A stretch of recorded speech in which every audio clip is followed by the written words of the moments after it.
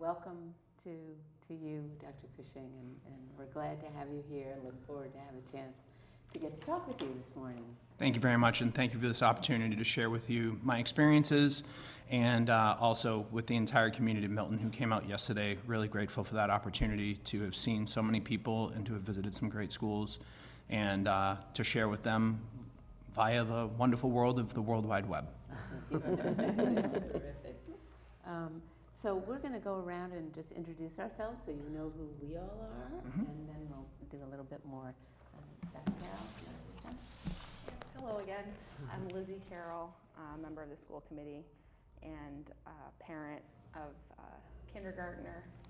Happy birthday, Julia, and third grader. That's awesome. And I'm Selena Miranda, and I'm also a school committee member, and I am the mother of a 9-year-old third grader at the Cunningham. Ada Rosemarin, I'm chair, and our 3 kids graduated from Milton High School in 2008, 10, and 12. Congratulations. Doing their thing. So. And I'm Betty White. I'm also a member of the school committee, and my son graduated in 2013 and is doing very well. I'm Anna Varghese. I'm a school committee member. I have a 6th grader at Pierce and a 5th grader at Cunningham. And my name is Beverly Rostetti. I'm a school committee member. I have an 11th grader and a 9th grader at the high school and a 3rd grader at the Tucker Elementary. So, as you know, Dr. Cushing, before a viewing audience, I'm going to just talk a little bit about our process. As you know, we had a screening committee of 11 people who reviewed 19 applications that were submitted to us for this position. The screening committee was a group that consisted of 1 assistant superintendent, 1 principal, 1 department head, 1 teacher, 3 school committee members, 4 parents, representing all levels of elementary, middle, and high school and different parts of our community. And the screening committee narrowed down the applicants, the 19 applicants, to 7 semifinalists who were interviewed. And the screening committee touched on 15 topics that were deemed important to the role of superintendent, and those topics were informed by the focus groups and a survey that was conducted to inform our process.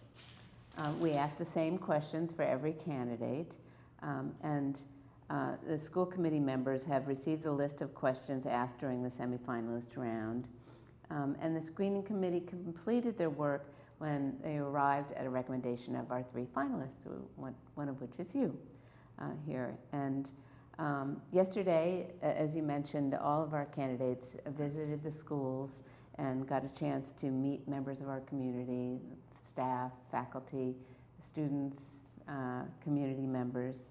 And today's school committee interviews will be a little bit different. Each school committee member has selected questions based on what we think is important from our perspective as school committee members for Milton Public Schools. And some questions may be repeated from the semifinalists round, and some questions may be on other topics. We've all had a chance to review your resume, your personal statement, your DEIB statement, your written references, your phone references, and some of our questions may probe further on some of those items as well. So what we'll do is we'll just go around the table and ask our questions.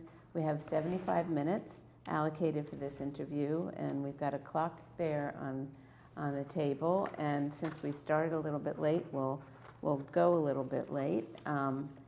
We originally were going to start at finish up at 9:35, and we're going to go to about 9:50 will be our ending time. So with that being said, I'm going to start out with an opening question, which is why Milton? Why now? And would you please begin our time by sharing why you're seeking the superintendency here in Milton, and talk a little bit about some of your key experiences in your career and our district that make you well suited to be our next superintendent. Thank you, Ada, for that question. I really appreciate it. And thank you all for taking the time to meet with me today. I'm very excited about this opportunity in Milton because I believe that the work I've done throughout my career has positioned me well for some of the challenges that Milton is facing. When I walked through the district yesterday and I had the opportunity to go to the Tucker, the Pierce, and the high school, and really got an opportunity to see what some amazing educators are doing in a few challenging situations when it comes to space. And really seeing how the Pierce has carved out classrooms out of hallways and parts of the library, and how the Tucker is using the ends of hallways. And they've been able to maintain their library for now, but they're concerned about the influx of students and what that means for the future.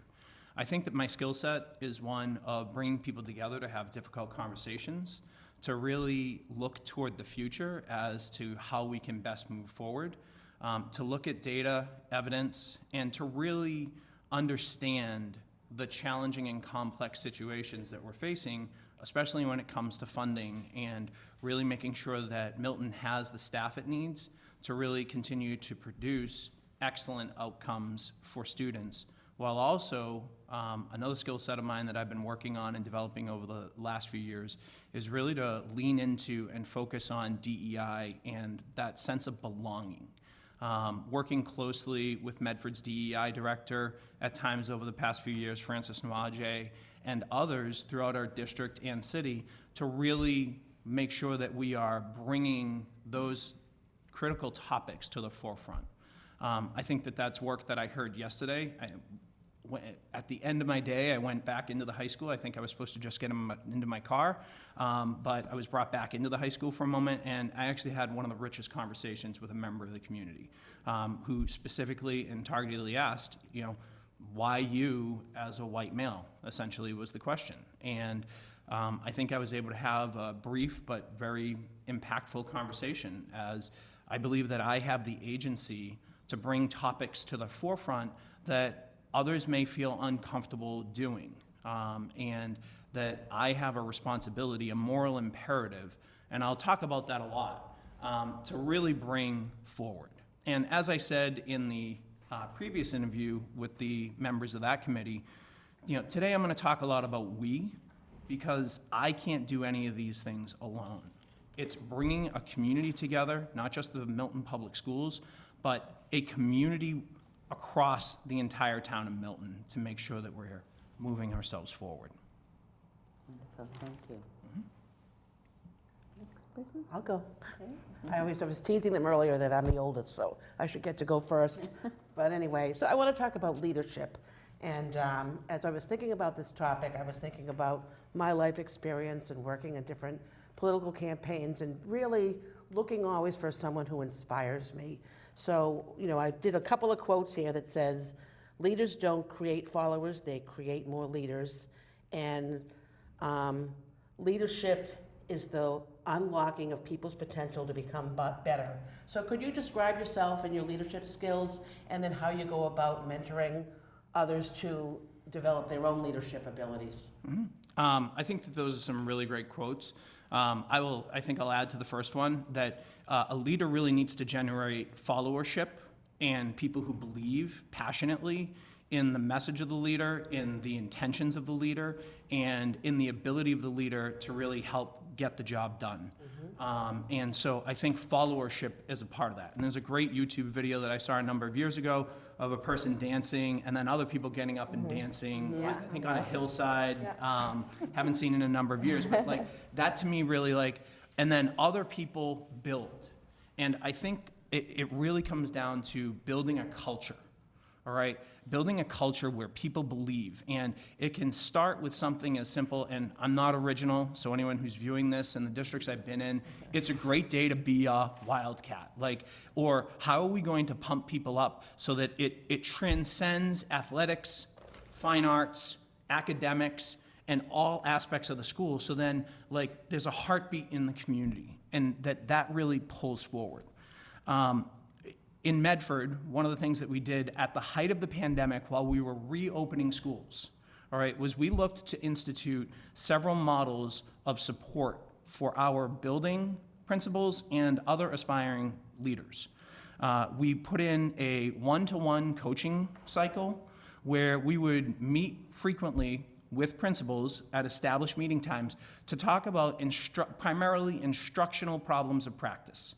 That would be myself, our Harvard resident at the time, and the principal or assistant principal, and have conversations that really dove into the problems of practice that they were facing, specifically around curriculum, instruction, and at times culture in their school. We really tried to stay away from operational things because it's very easy to default to operations because that's where a lot of people are naturally comfortable. Instructional leadership is a difficult thing to do because it's very nuanced. Second, we created a structure of network professional development. So bringing together principals across a strand, perhaps elementary principals, elementary assistant principals, principals at the secondary level, to bring problems of practice so that our principals could share, and assistant principals. That was something previous in Medford that at district-wide meetings, the assistant principals were always left out. And so what we really wanted to do was bring them into the fold as my superintendent says, we have to try to build our bench, all right? Dr. Edward Vincent, really remarkable woman, who talks about like really building our capacity to lead from within. And so the other critical piece of this is making sure that the principals have the opportunity to problem solve among themselves. When you get these people, these leaders in a room together, they have an opportunity to sound off with one another and to build their capacity together. And that's I think that's one of my biggest things, is to really look at how are we building not just leaders' capacity, but educators' capacity, because they are the leaders in our classrooms. And so how are we going to move them forward to hopefully one day, if they so choose, to aspire to school-wide leadership roles, or to aspire to district leadership roles, or, you know, as one of the people I met yesterday, who was the ELA coordinator and is now the interim principal at the Tucker School. And having seen her on your school committee meetings, how she presented, all right? Like, she's someone who through that school committee meeting that I watched, as I said yesterday, at 1.5 speed, to get through a lot of school committee meetings, was really like came through as someone who can help inspire others. And the third structure we did was we put in, we called it SLATE, and it's like senior leadership and technical, senior leaders and team meeting. I forget what the acronym actually means, but we call it SLATE. And that is specifically focused on nuts and bolts operations. So if we didn't provide a space for that, and these were not all my ideas, which is why I'm saying we, but if we didn't provide a space for principals and other leaders to talk about operations, those topics would come in and dominate the time that should be sacred for those instructional conversations. Throughout my career, I've worked with a number of assistant principals. Working in rural north central Massachusetts, we frequently faced draconian budget cuts. We once had to unfortunately go to a joint town meeting as a regional school district in order to get our budget passed. So one year I didn't have an assistant principal until the middle of October. And my assistant principals would frequently leave for other very much more higher paying positions in other districts. As one of my principal at Arlington High School said, he said, you know, go there for a year, get the experience, get the title, and then leave because, you know, that's what you need to do. And I fell in love with the district. And I believe that there was an obligation to support the rural poor of Massachusetts at that point in my career. And I can't explain to you some of the poverty that people in north central Massachusetts face. And how does that relate to leadership? Well, it's being present in the community. It's demonstrating for my assistant principals and other leaders in my school, like, no, you need to be present, you need to support, and to give them opportunities to lead. And I'll close out by saying one of the great things that I think has really prepared me to be a superintendent is in a small district, you are asked to take on many different leadership roles that in a larger district, they may have the benefit to hire people for. And so we were a true part of central office in a way that I have not seen in other districts I've worked in. And so was given an opportunity for budget development, and those were skills that I worked with my assistant principals to really build throughout time, and to really bring people on board, to really have conversations about core values, and to have those really permeate the organization, and to really develop leaders by frequent meetings, frequent conversations, and making sure you have people around the table to participate in those conversations. Thank you, that's good. I'd like to ask you a question about continuous improvement. So in recent years, Milton has implemented several major initiatives to improve student academic and social emotional outcomes, but we know the work is not done. Would you please tell us about a time when you engaged in the cycle of inquiry to learn from and build upon a major initiative? So for my experience, taking over a middle school in north central Massachusetts, as I mentioned, we had to really look at what we were doing because students didn't want to go to school there. The academics the teachers were excellent. Like, the teachers were excellent, but it's kind of like a race car. If the mixture isn't right, the race car can't run well. And we were able to really refine the mixture, and one of the things that we looked at was our students were coming to us with significant deficiencies in math instruction, all right, for a variety of reasons. You can look at curriculum, you could look at time on teaching, you can look at the fact that many teachers, when they're teaching across the strand of elementary education, don't necessarily feel strong in their math instruction. So what we did was we really looked at designating teachers to be math teachers. We were trying to team, so teachers were teaching multiple subjects. And we needed to resolve that. So we resolved that, and teachers taught math. All right, everyone switched to basically a departmentalized, subject-based, so they could focus on that type of instruction, they could focus on their professional development, and they could focus on their curriculum instruction planning and goals. Then we implemented a new curriculum that I would say, from a central office perspective, was dropped on teachers the day after February vacation, which I would never support, and that definitely took a lot of work to work with our staff to move through, because that was not something that we wanted. But the other final piece was hiring additional math teachers so that we doubled our instructional block of time. We went to 90 minutes of math instruction across grades 5 through 8. So not only were students receiving the instruction, they were receiving their guided practice as well. And so where does the inquiry come in? The inquiry comes in 2 years, 3 years later, when we start doing an analysis. One of the things that really helped the inquiry, to be completely honest, Beverly, was when we were elevated to a level 1 school, one of only 2 in all of Worcester County. But just because you do something in the moment doesn't mean it's right for all time. And that hiring of an additional 4 math teachers at the school required some very difficult decisions and required a significant financial investment on the part of the district. And so by going through the inquiry and really looking at, we needed to do, we definitely needed to do, what we dropped on teachers was Engage New York. It was free. That's great when you're a poor district.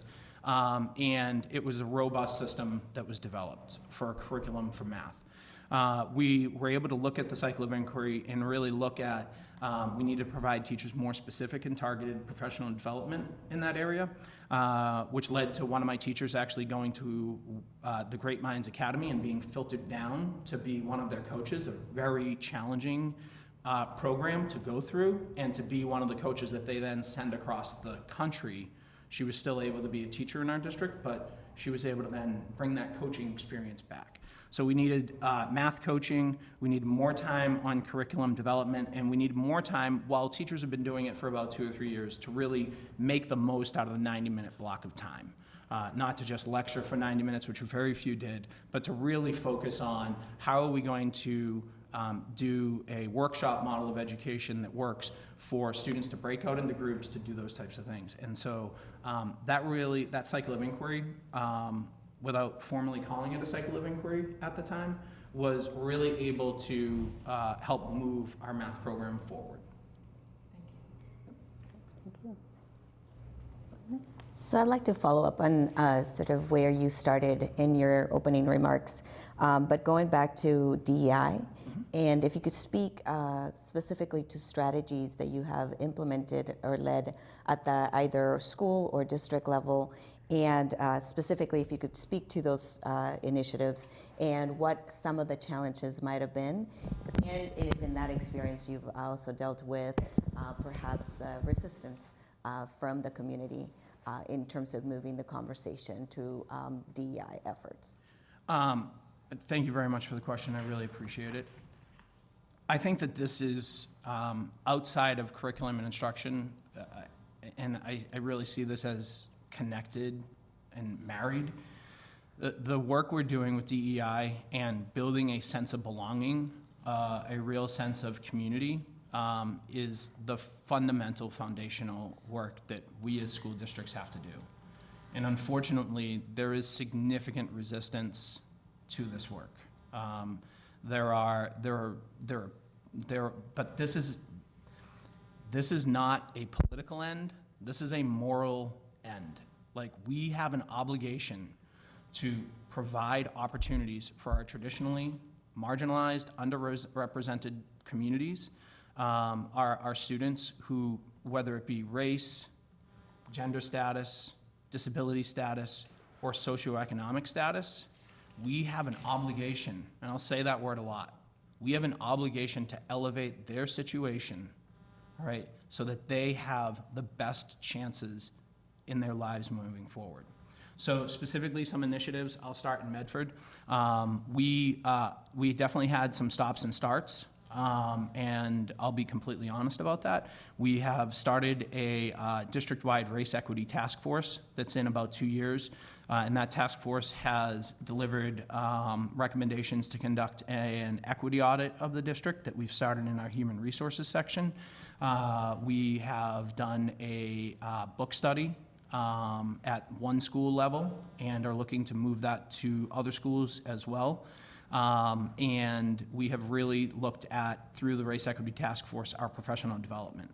And I would say the stops and starts are, during the pandemic, we didn't really have an opportunity to bring people together, so we were doing large Zoom rooms. And as the Zoom coordinator for the district, Zoom doesn't tell you that 500 doesn't really work. You have to ask for the super secret Zoom. And so in order to have the breakout rooms work, that was an opportunity for me to, in front of about 600 people, offer a mea culpa that, whoops, I didn't know this. And the staff actually emailed me and said, we appreciate you owning it, but it's not your fault. And so staff has been extraordinarily supportive around these initiatives. However, what they said, in working with our professional development committee that's in partnership with our teachers union, is to really look at ways that we don't do those large 600, 500 person pieces, and to find ways to break it out. Well, to break it out and to have professionals come in this work, which, by the way, there are limited professionals who can do this work. There are some organizations like TNTP and others, but there's a significant cost. I mean, we looked at one organization that was in the $250,000 range, and so what we tried to do was, usually when you farm things out, the farm doesn't grow that well. And so what we tried to do was we tried to cultivate it within. And so what that meant was, this year we invested heavily in our people. So what we did was we brought our leaders together. We have about 40 school and district leaders across Medford. So then we could break out our 500 people into small groups of about 16 to 20 or so. And we partnered our leaders up so that if people were uncomfortable in this work, they would have someone to lean on as the presentations were being done on November 8th. And so what we did was we looked at, there's a workbook out there, I have it in my mind, but by Ibrahim Kendi, and it offers some really great resources. So we blended those in. We looked at a book that offers case studies on race, gender, and we use some of those case studies as inspiration to build our own Medford-specific case studies. We then developed a multimedia presentation that brought in videos and some other opportunities to really engage staff. So it's not just a lecture, but we built discussion and built those pieces. Staff really felt like, in their feedback to us, all right, felt like it was the best professional development they had and that they want more. Now, I will say this. There were some people who said, why do we keep doing this? Why are we going back to this? Well, I think that's actually one of the reasons why we're going back to it, all right, is until we own it, all right, until we internalize it, until we realize like there are systemic challenges and systemic problems that we as a system have to address, then we're gonna have to keep going back to it. The other thing too that I will say is working in North Central Massachusetts, we did not have a lot of racial or ethnic diversity, but we did have broad socioeconomic diversity. And one of the reasons why I'm bringing this up is one of the programs I instituted was a freshman academy, a 4-day freshman orientation, and to bring it was initially conceived by another leader who then handed it off to me, but it was going to be all National Honor Society students leading it. When you only go with National Honor Society students, you're excluding students who are also have the potential to be great leaders.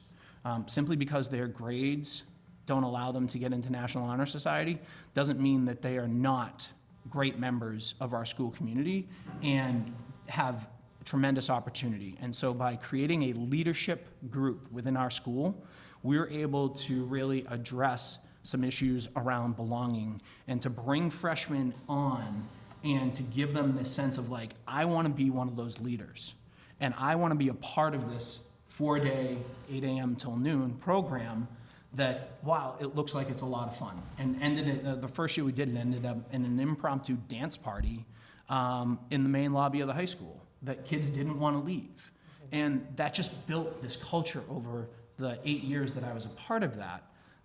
And was very exciting about creating a sense of belonging that I believe once you create that sense of belonging, you can really continue and expand those DEI conversations, which are difficult. I could ask, go ahead. Yes. So in your statement, you emphasize the core values of centrality of teaching and learning and high academic and social expectations for all students. Please elaborate on why those core values are so important and the results you were able to achieve. Yeah, I believe core values are your North Star. They help you set your course, and when things get difficult, when students pass away, teachers pass away, when you're in the middle of Washington, D.C., and you have to tell a teacher that their parent has passed away and you're on a field trip together, or when there's a bomb threat, or fill in the blank of anything that can happen of the general controlled chaos of a school day, all right? And if you've never had the opportunity to go and be in a school on a daily basis, it's an interesting place to be. And I'll never forget, my assistant principal was asked to lead one of the reasons why I had a transition. He was asked to lead an elementary school in the middle of the year when one of the principals stepped aside. And so I had an interim assistant principal come in who was a 6th grade science teacher. And he did an incredibly admirable job and was phenomenal. He chose to go back to the classroom, but he walked into my office one day and he said, I never knew what you do on a daily basis. It is very easy as a school leader to get lost in the noise, the chaos, however you want to call it. I shouldn't have used chaos, I apologize. But to get lost in the noise of everything that's going on in a school. And if you don't have those core values, which, just so you know, are right here, all right? And, I always add being present is like I don't list it as a core value, but it always comes through. But it's like these are always within arm's reach for me because, number one, it's easy to forget them, even though they're your core values, but it's easy to be like, wait a second, in the hustle bustle, the sprint/marathon or sprint marathon of every single day, it's very easy to lose your focus. And to have those, I studied Latin, and Latin has trots to help you. So to create trots that make sure that you help you, to publish them, to have them up, to make sure that they're visible for others to see is really critical.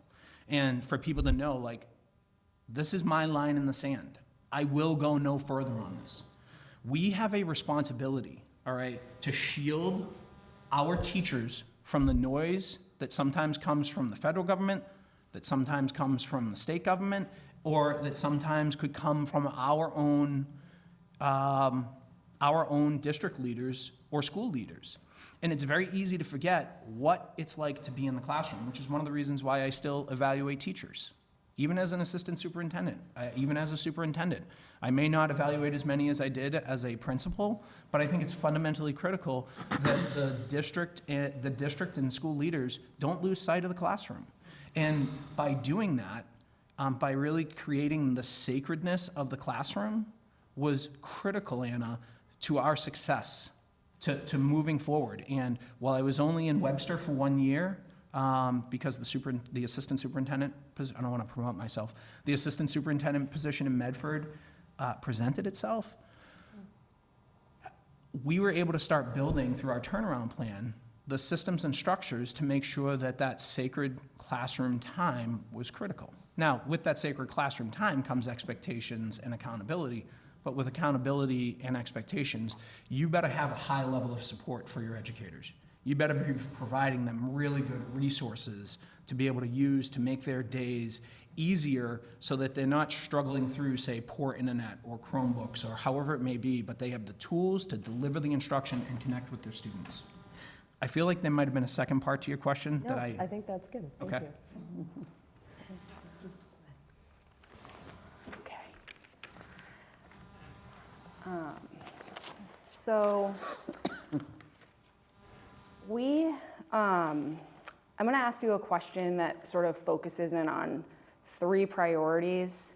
A couple of them are connected to things that we've discussed sort of indirectly. But as we've been talking about, there are many things, right, that we need our next superintendent to effectively address. I'm choosing to ask you to focus on 3 and to please speak to how you would approach each of these issues with some examples of how you've led the work in other settings. Mm-hmm. So the first one is eliminating the racial achievement or opportunity gap. The second one is leading the change management to support our strategic plan. And the third one is being a strong communicator to build trust with the community. And so if you could please touch on, your experiences in those 3 areas. I think those are 3 key aspects for our next superintendent to prioritize.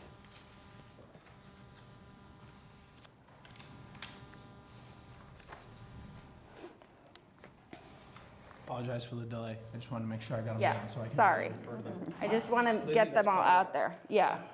All right, so the 3 priorities. So I'm going to start with the communicator because I really believe that that is foundational. And if you ever want to visit my Twitter page, one of the things is that building trust is a cornerstone of good leadership and establishing that trust. And that's done really, as I said just a few minutes ago, by being present, by making sure that you're seen in the community, you're known in the community, and that's also a part of accountability, that you're going to see me in schools.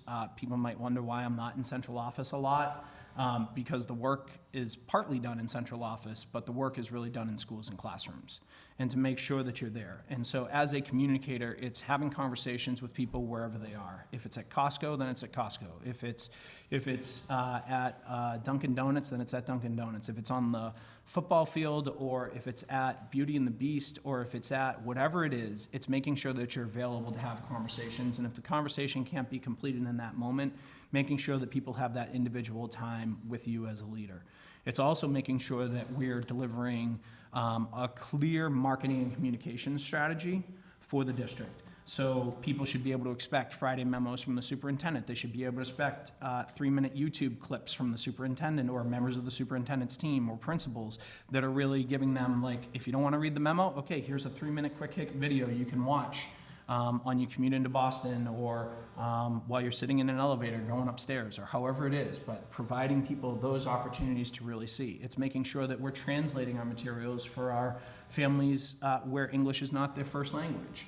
And that's a very easy 5-minute thing to do, to translate into multiple languages using Google Translate, which I admit isn't the best, but hopefully it is enough to convey the message.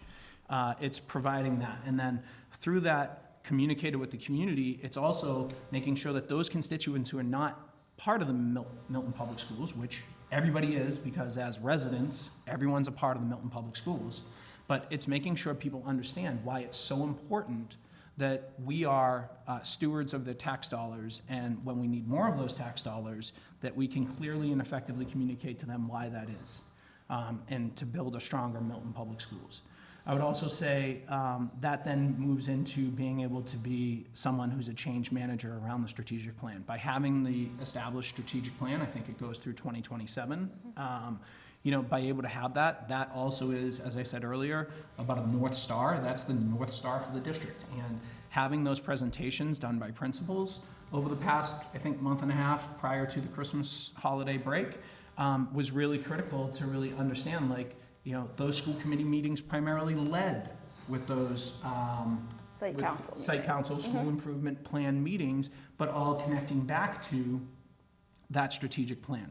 And so being able to be the change manager and having led 2 schools that one was quasi turnaround and one was definitely turnaround, all right, you need to be able to establish the plan, have difficult and challenging conversations with individuals to be able to move them forward, and to be able to really look at the organization as an organic piece that needs to be cultivated in certain spots and culled in other spots, and to really make sure that we're bringing people in to focus on those critical pieces. And when you start doing change management and you start really looking at those pieces, and one of the things I saw was the metrics team, all right, is really looking at those specific evidence areas where our gaps are. And so by eliminating the racial gap, what resources are we providing to our staff, our students, to really focus on and support those students? And what supports are we also doing for our families?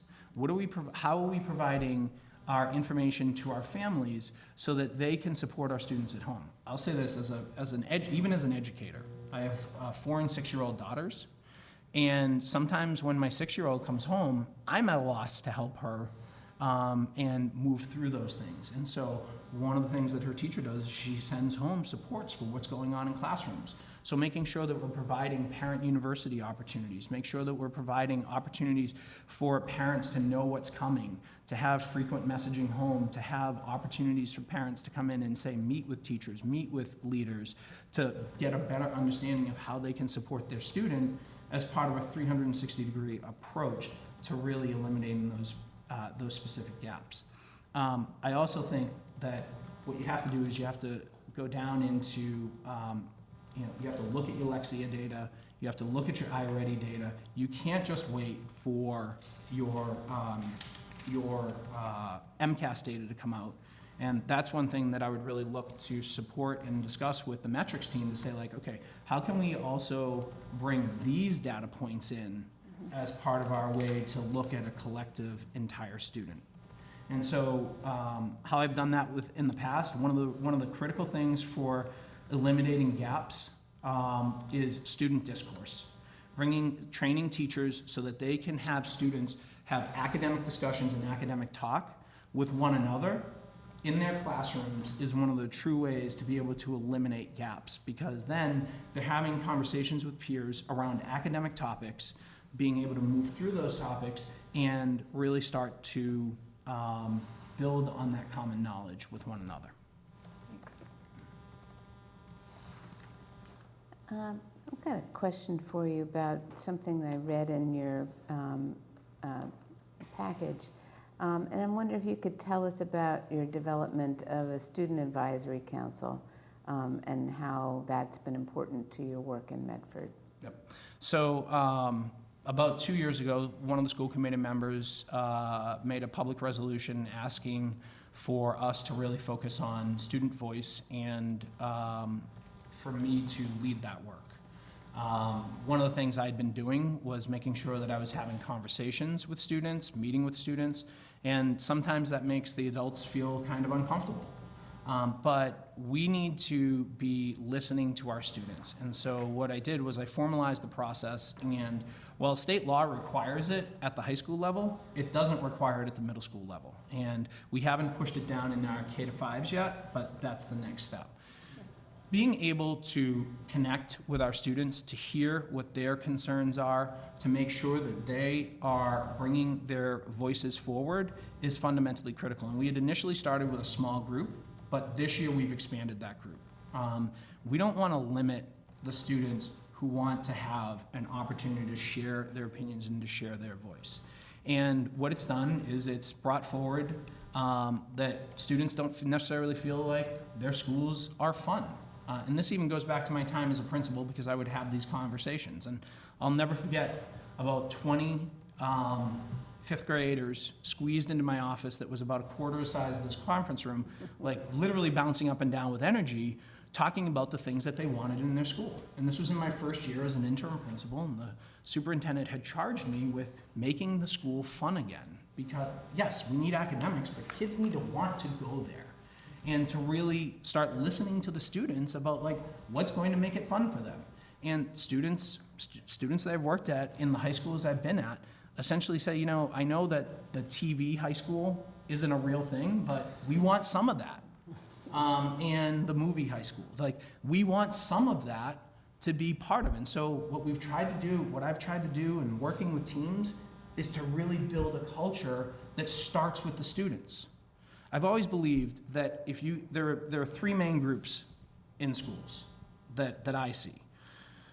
Your students, your faculty and staff, and your parents. If you get any two of those three groups on board, the other group is coming for the ride, all right? Because they're gonna see and they're gonna feel the positivity, they're gonna feel like listened to, they're gonna say, wait a minute, my kids are being listened to? Wow, that's incredible. And that's some of the stuff that we've been able to do, even through some of the challenging situations I've been in as a leader since 2008, right? It's amazing when people come up to you, even through challenging situations, and they say, thank you for listening to the students. Thank you for letting the students help guide you. Thank you for letting the students help be part of the leadership solution. And by creating the Student Advisory Council, what we've been able to do is we've been able to give students a voice that they weren't really given previously. And in a way, they're our customers. And if we're not listening to our customers, then we're neglecting them. And I'm not someone who believes that we should neglect the most important resource outside of our teachers. Our students are an amazing resource for us to engage with. Thank you.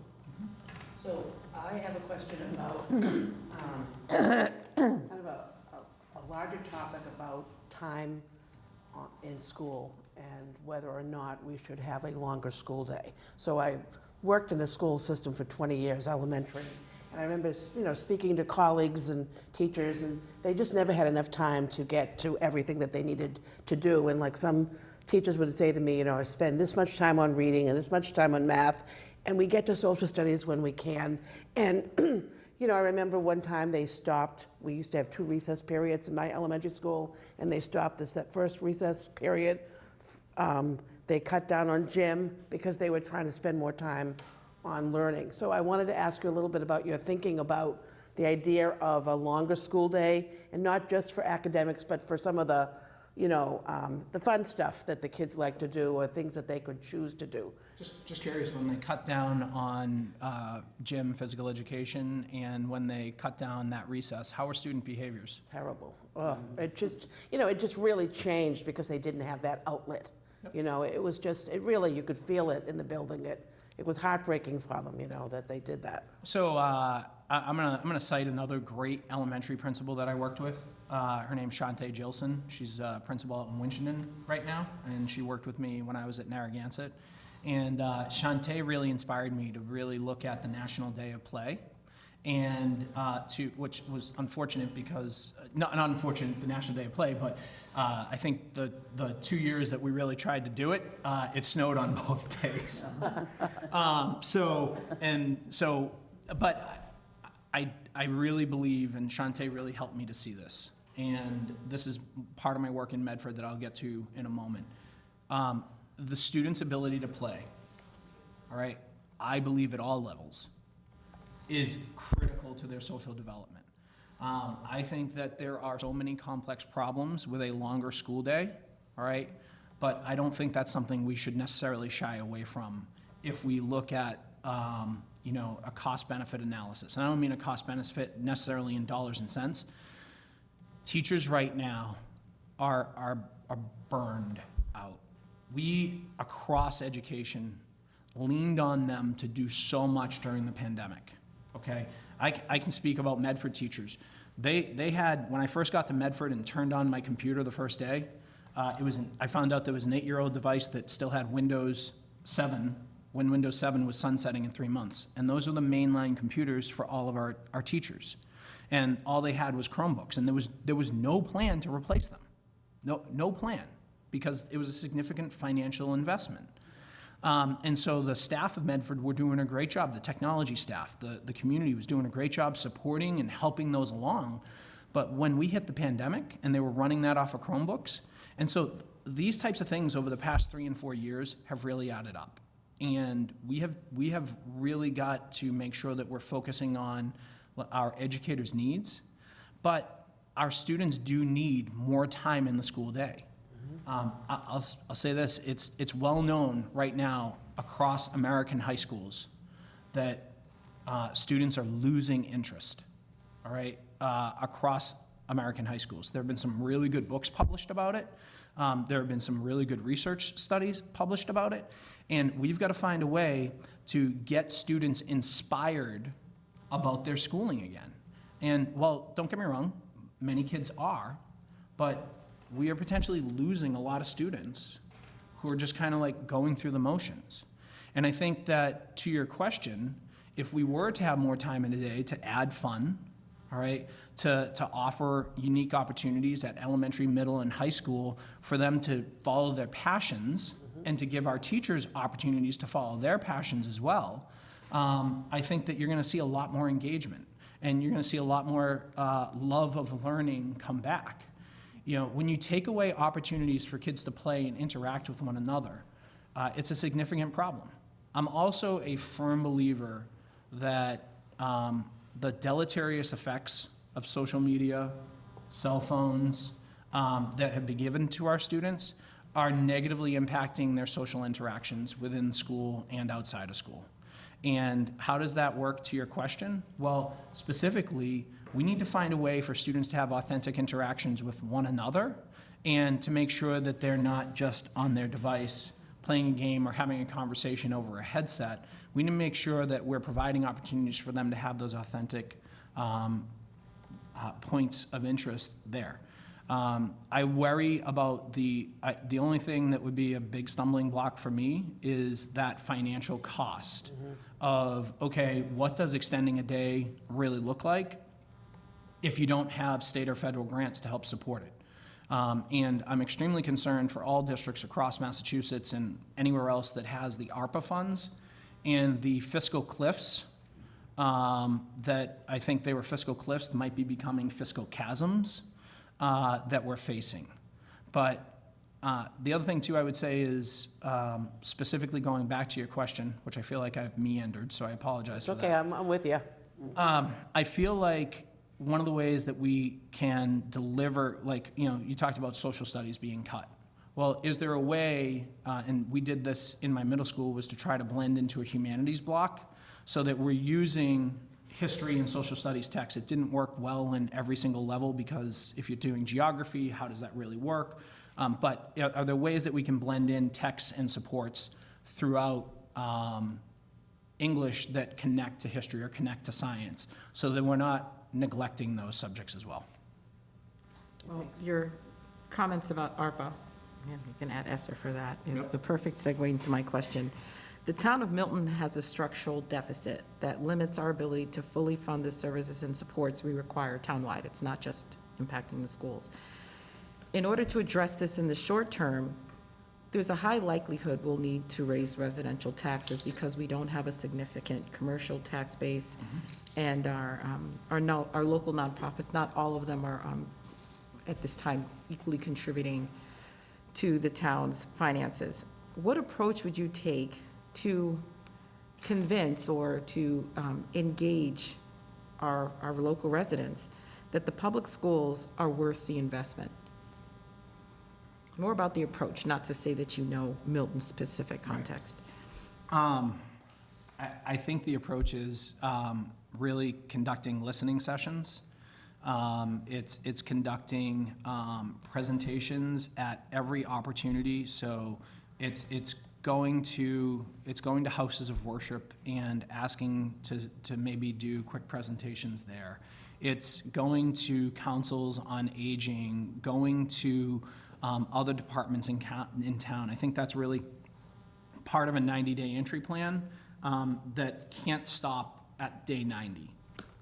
We have to build an understanding that the Milton Public Schools are the greatest strength and asset to the town. And it's why many people move here.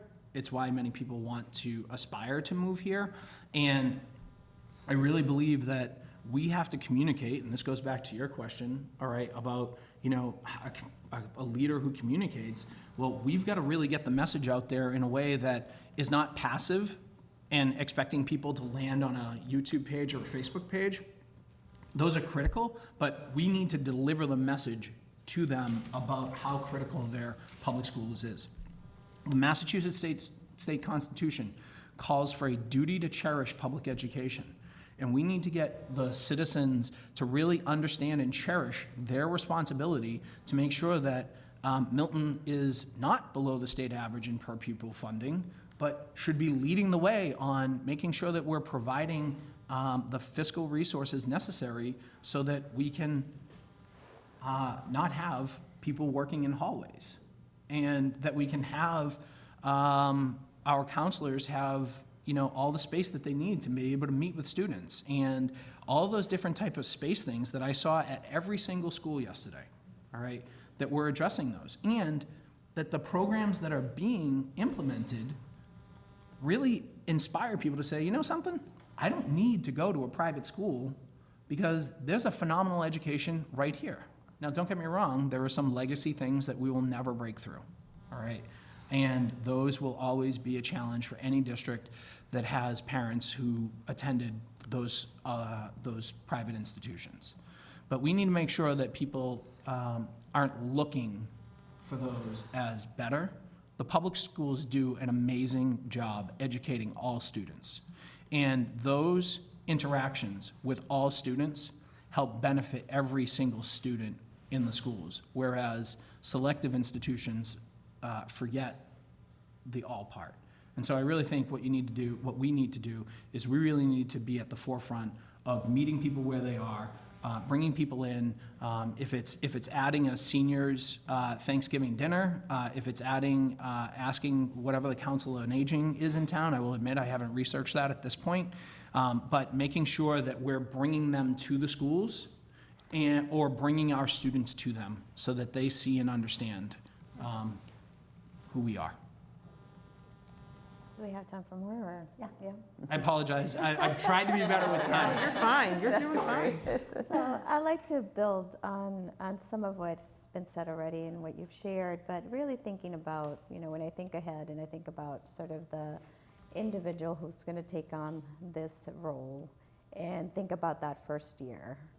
And, we have sort of the challenge around the budget, right? It's not enough resources for everything we need to do. We're fortunate to get a stream of funding due to really difficult situation that has helped offset some of the, I think, the challenges that we were having to begin with. So there's sort of the budget piece.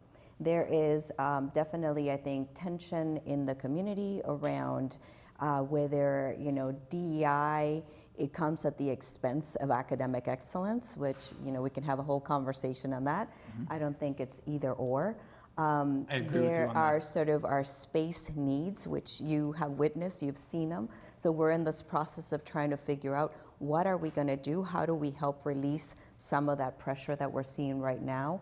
And then we also have, I think a point that you've made already, which is exhausted teachers, right? Educators that have been through a lot. All of us have, but definitely I think the stress that has come to educators, given sort of the family needs and student needs, et cetera, there's just a lot that has been happening.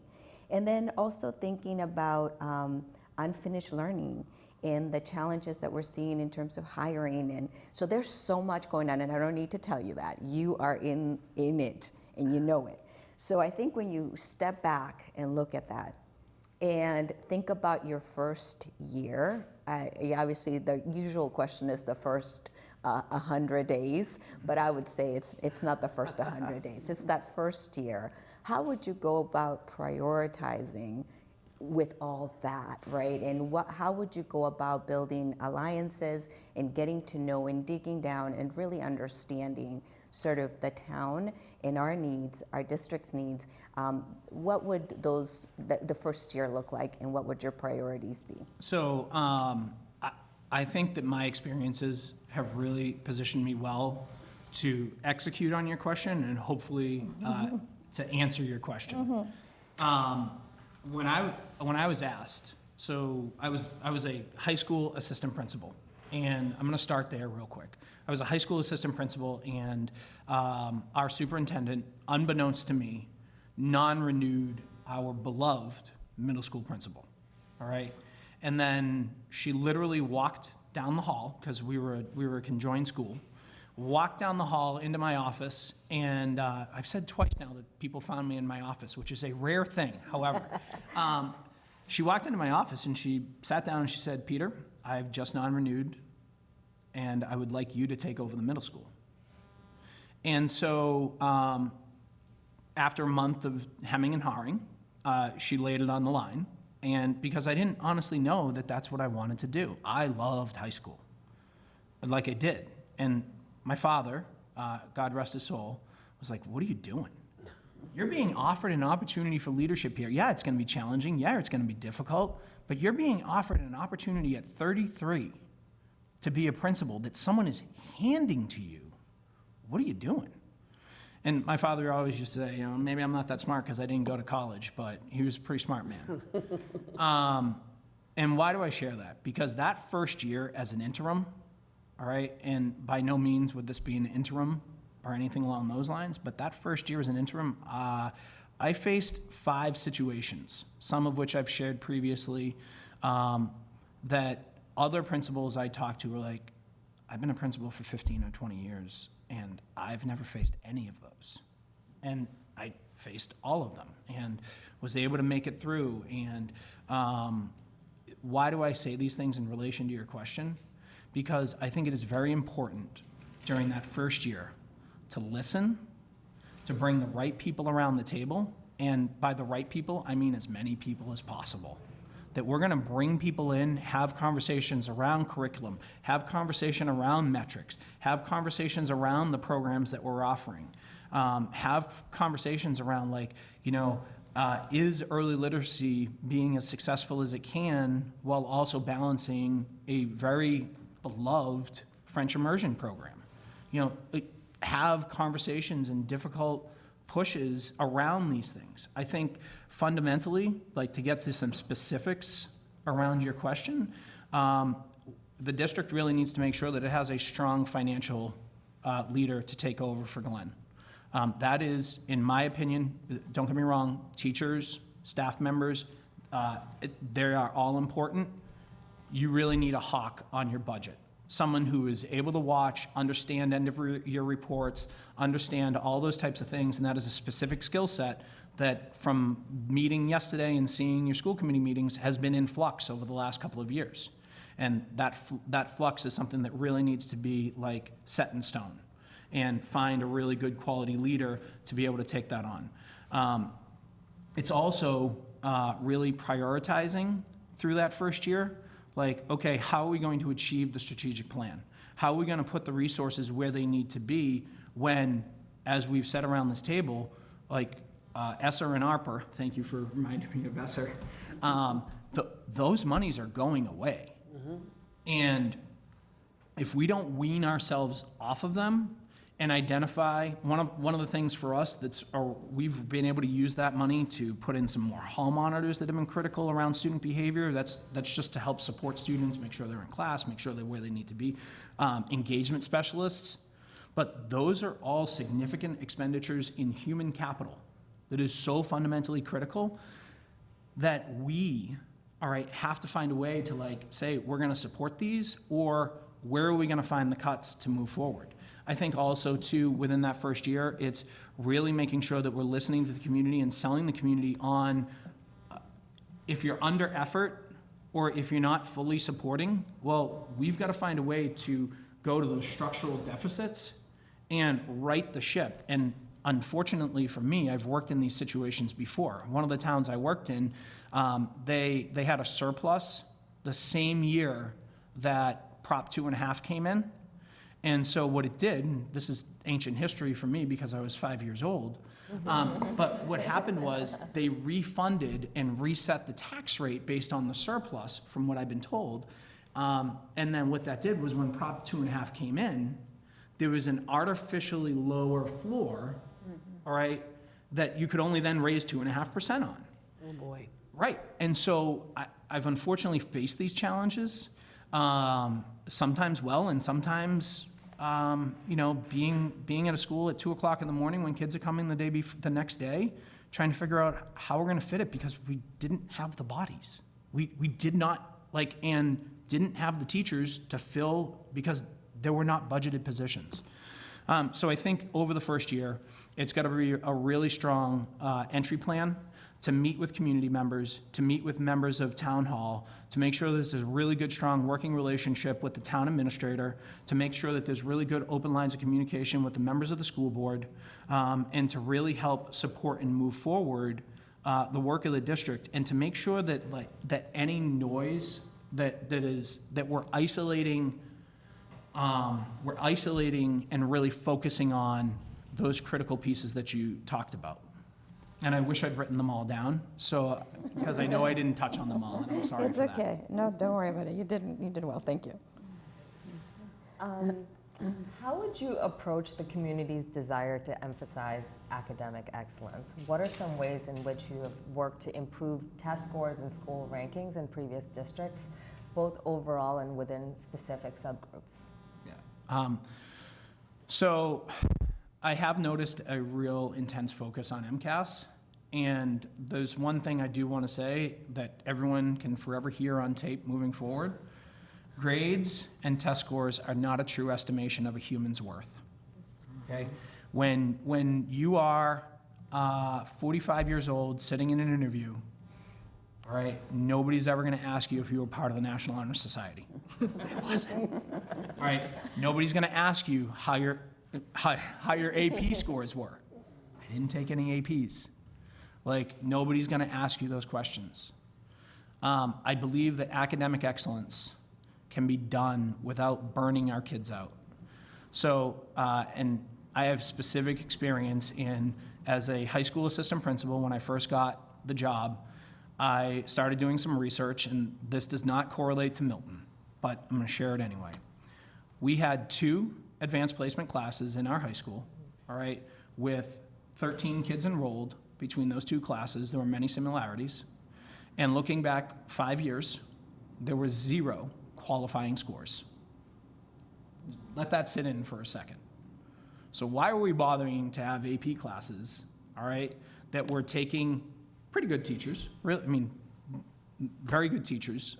2 are retired. Those 2 are now retired, but They were excellent teachers, but we weren't getting the results.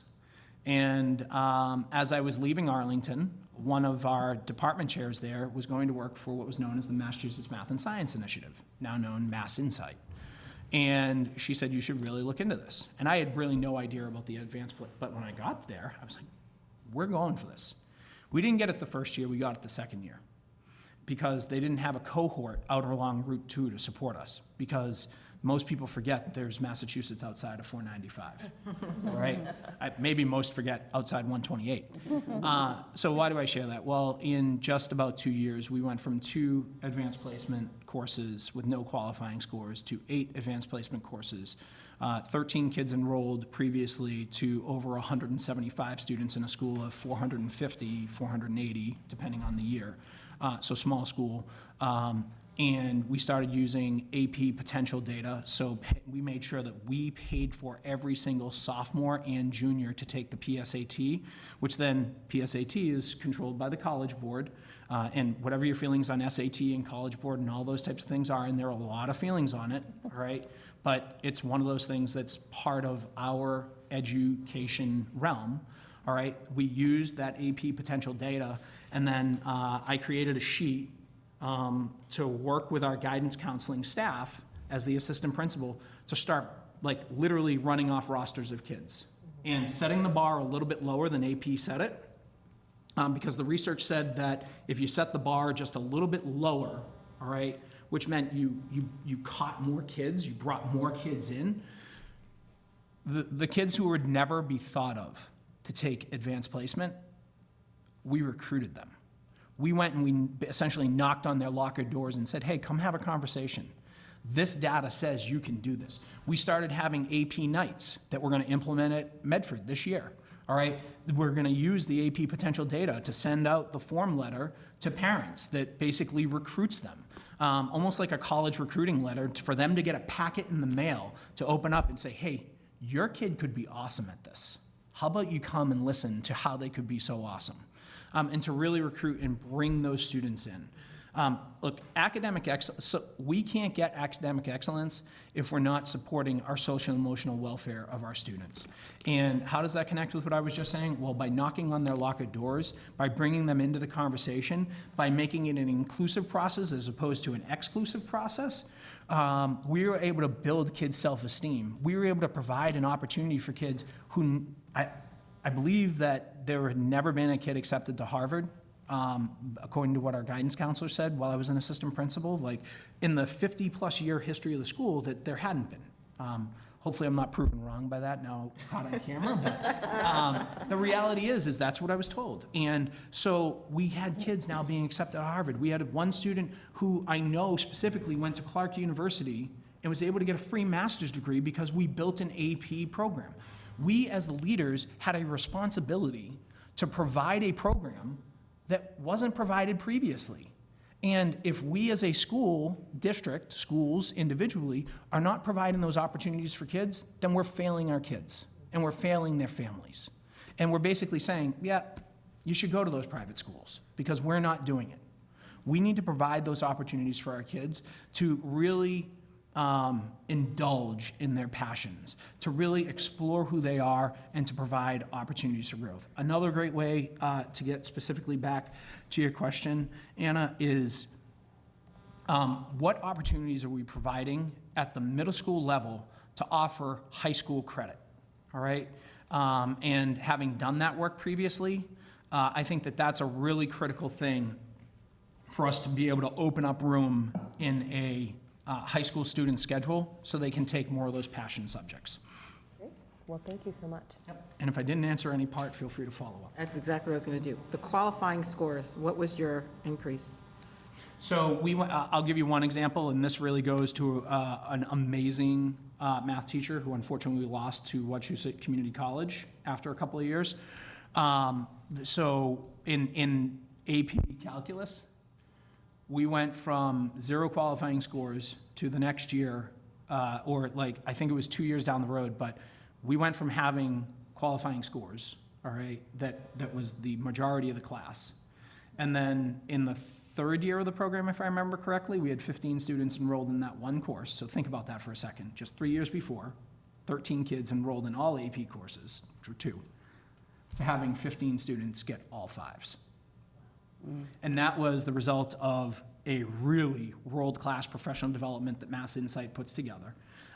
It was the result of Saturday sessions for students to really get intense focus with other schools. Other schools would come together, and really making sure that our teachers were invested in. The other thing, too, that was really amazing to me about that AP program was when it first started, it was an incentive-based program. So teachers had and this was a huge bone of contention that we were able to work through successfully with our bargaining partners. And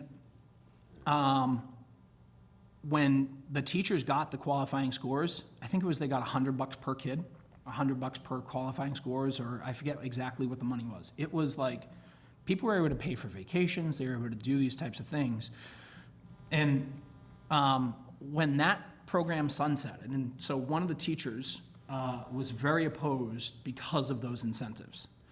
When that program sunsetted and a few years had gone by and I was the middle school principal and I was still kind of quasi-running the AP program, we had lost the AP teacher to another district because they paid far better.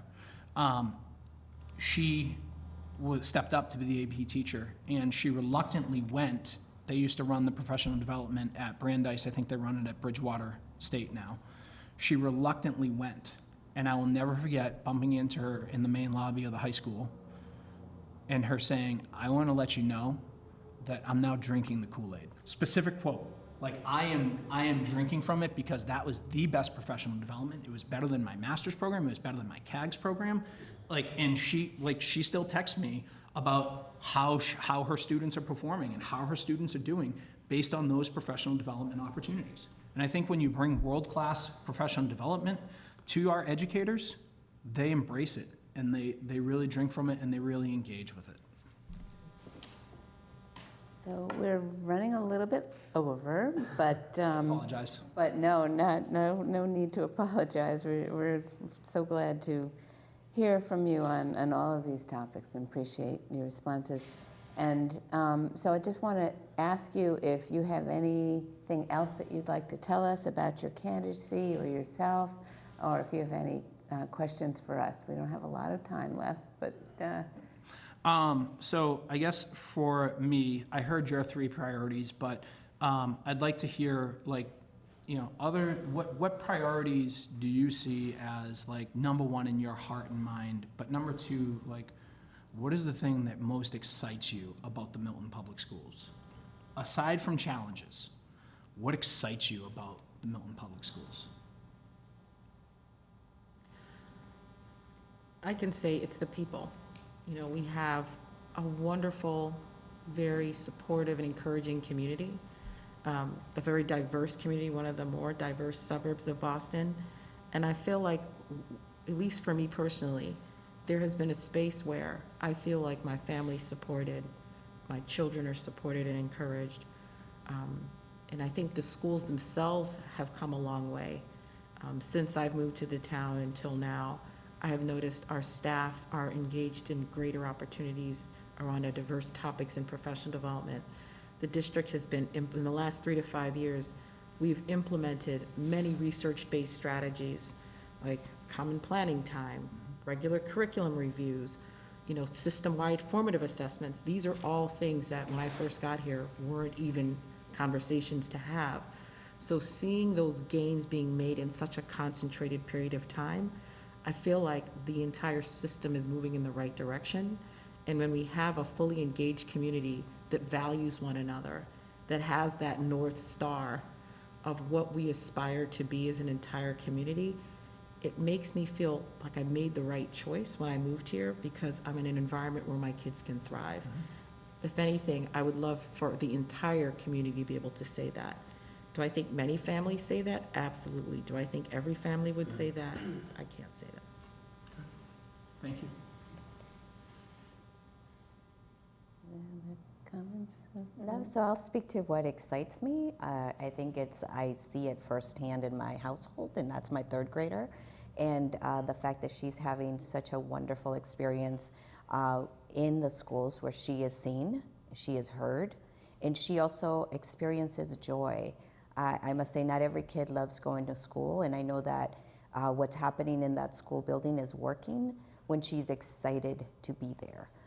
If it wasn't working, I would not be sort of doing, I think, all the work that I'm doing on behalf of sort of thinking about how do we bring that to every student so that every student has that sense.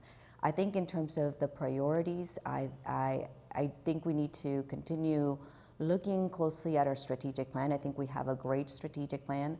I think we need to be able to align it and connect it to our metrics work.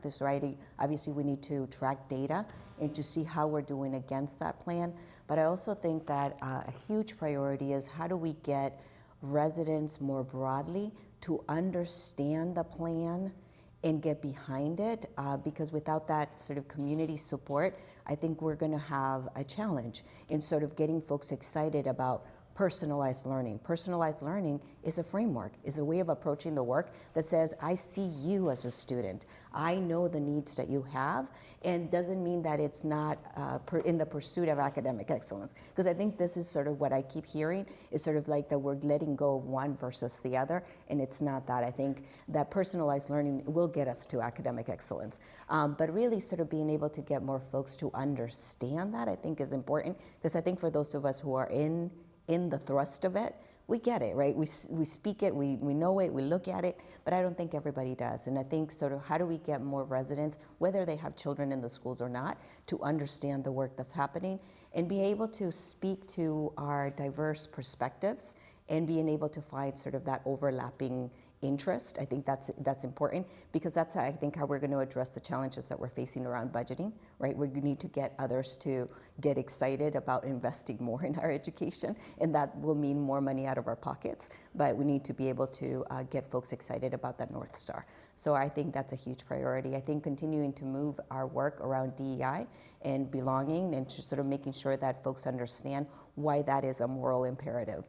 It is not a nice to have, is we need to do that because we care about the thriving of our young people as they transition into adulthood. I mean, that's what we care about. And if we want to have the town that we, sort of the reason why I even moved here, it's because, sort of we want young people to thrive. We want young people to come back and invest and be part of this community and feel like they belong. And so that's important, but big picture, not just sort of in the classroom in that moment. But it's bigger than that, and I think that moral imperative is important for us to sort of communicate and get people excited about. I think there are many priorities, but definitely I think working around sort of the plan, the North Star that we have set for ourselves, and how do we make sure folks see that the results, right? The results of that, the work that's happening, and be able to understand it in a way that, communicate it in a way that people can understand it. Thank you. I'd like to add that, I think what both Beverly and Selena made great points, and I just want to add in terms of, I want more community involvement. I think that's going to be crucial for anything that we do going forward, in order for all of the initiatives that we're doing, we need community support. And I think it's important to keep that open line of communication between the community and the work that we're doing in the schools. And taking feedback, and sometimes we might have to tweak our approach on things, but I think, again, it's important for us to feel like we're working together, and that, I think, is going to be really crucial in helping us all move forward. Thanks. Thank you. What struck me in some of the comments that you made was about our overcrowding. So I think 25 years ago, I got involved as a volunteer to help the previous school building project because the schools were in tough shape. And they were also overcrowded. So to go into the schools, even with the enthusiasm of the students and this faculty, and it's, great places to visit. I went to Glover right before Christmas and had a tour from a 5th grader who was very excited to show me around.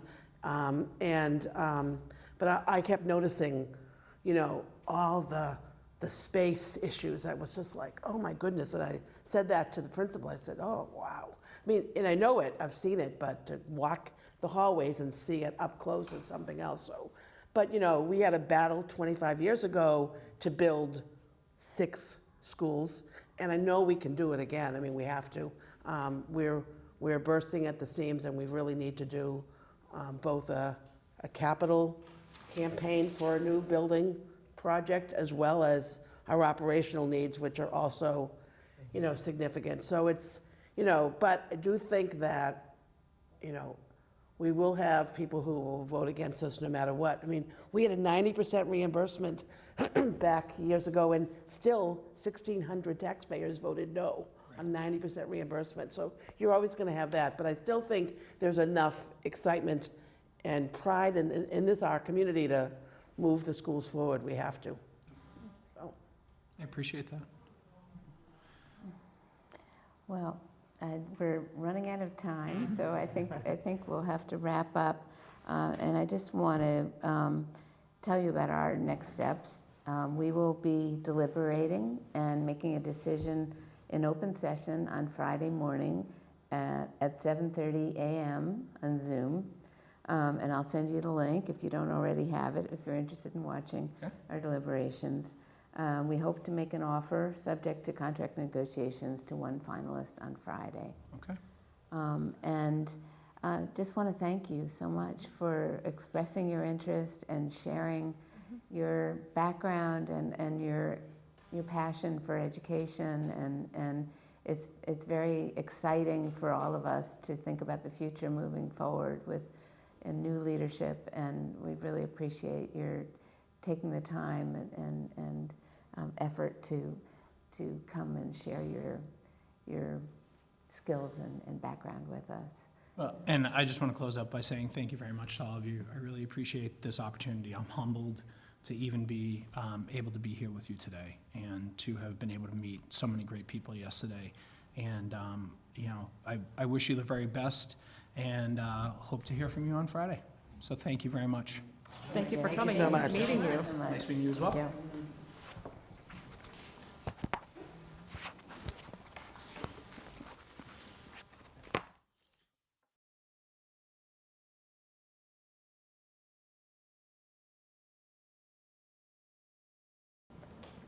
Thank you.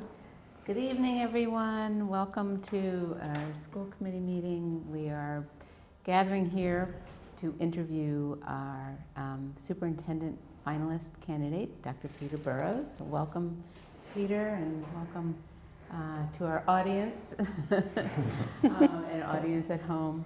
And what we'll do starting out is we'll just go around and introduce ourselves, just so you know who we all are and about kids that we might have in the schools or whatever. Betty, let me start with you. I'm Betty White, and I'm a school committee member. I'm on my 6th year, and I have one son who's grown and graduated from the Milton Public Schools in 2013.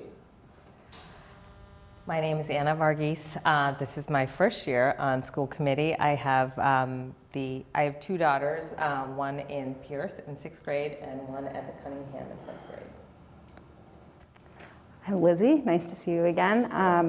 I have, this is my 2nd year on school committee, and I have 2 daughters as well at Tucker, one in kindergarten and one in 3rd grade. It's nice to meet you. So Beverly Ross Denny, this is my 2nd year on the school committee. I have 3 children in the Milton Public Schools. I have 2 at the high school, 2 sons. One's a junior, one's a freshman. And I have a 3rd grader who's at the Tucker. And Selena Miranda, nice to meet you. And I have a daughter at the Cunningham. She's a 3rd grader, and I'm in my 1st year. Great. Ada Rosemary, I'm the chair. This is my 6th year also. And I have 3 kids that graduated Milton High School in 2008, 10, and 12. And they're all off doing their thing now. So welcome. That's quickly. Yeah, it does. Welcome. We're glad to have you here.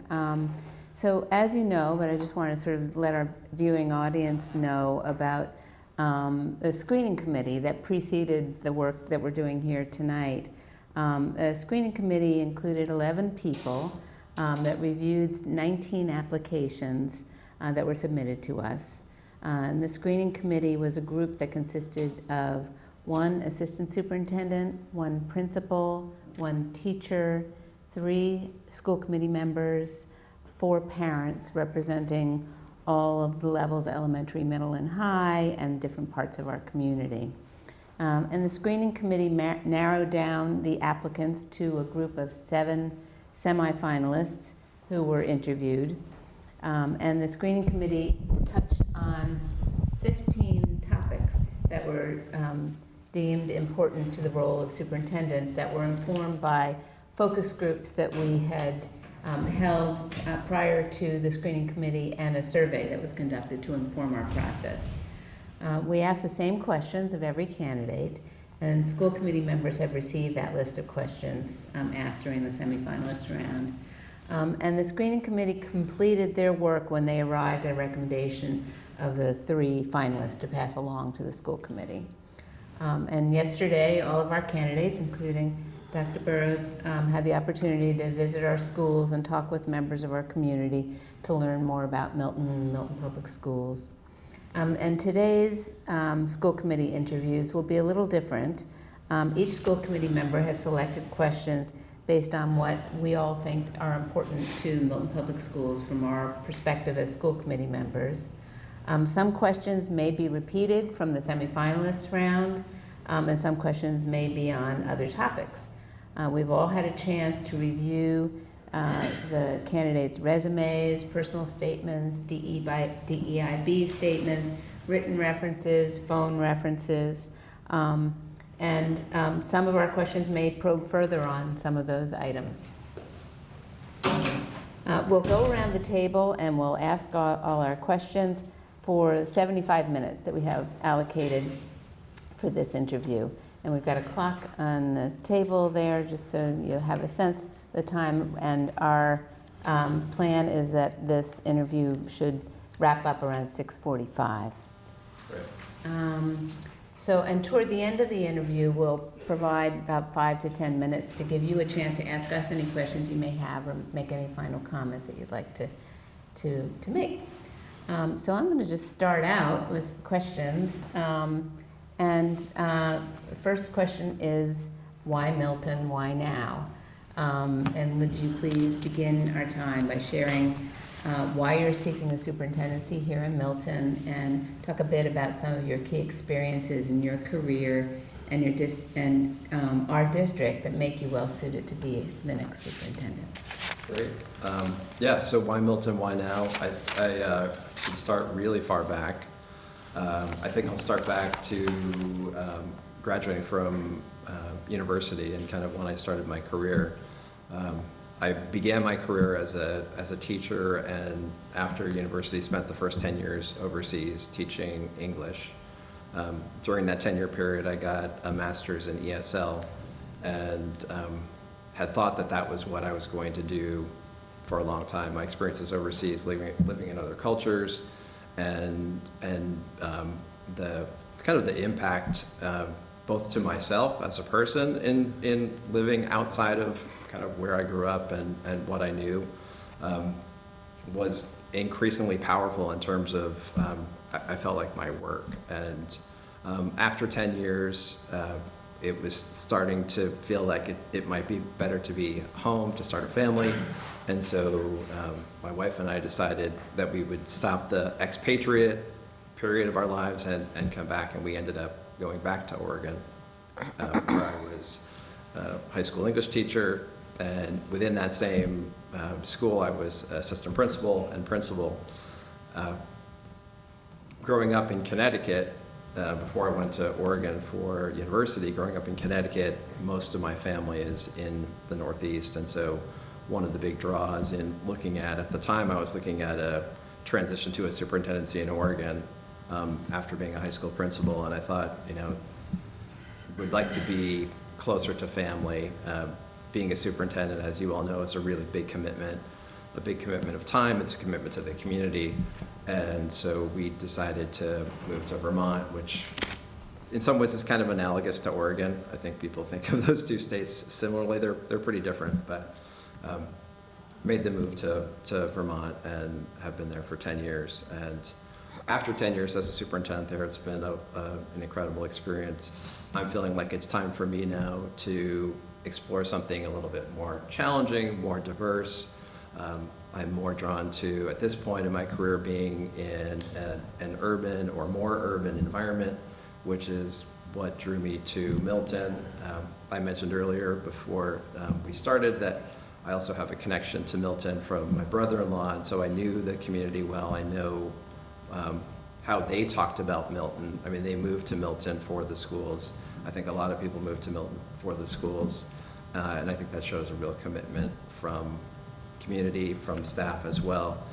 So that's what drew me to Milton was commitment to education, commitment to the right things. I spent a lot of time before applying reading through everything I could online related to the strategic plan, the Cambridge Quality Review, board minutes, board video. You know, I kind of did an exhaustive research just to better understand where I was applying. So I did not, and I have not applied all over the Boston area. I'm being more kind of targeted because I am really excited about this community. I'm excited about what has been articulated in the strategic plan. I think my sense from visiting schools and talking to staff yesterday is there is a commitment on behalf of staff to really carry that forward, and it feels like there needs to be that the school system's in a place where there needs to be some leadership to help to bring together a lot of these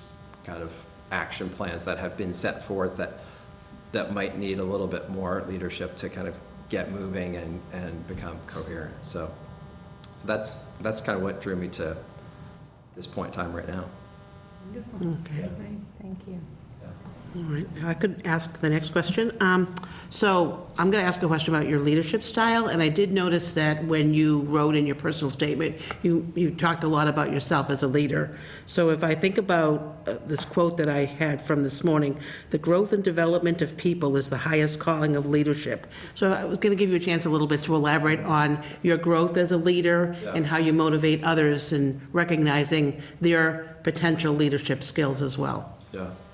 Well, I think I've always been a collaborative leader, and when I think back to, I started kind of entering into leadership positions in university through a number of different organizations that I was a part of, and I kind of naturally went to those positions, but my style and who I am as a leader is someone who wants to empower other people, and what that takes is both the ability to listen, the ability to understand, the desire to bring people together, to find a shared direction.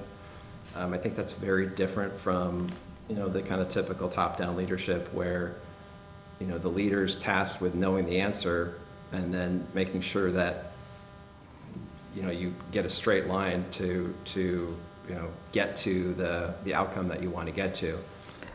In a school system, which is highly complex, which involves so many different layers and levels, there are many cooks in the kitchen in public education, right?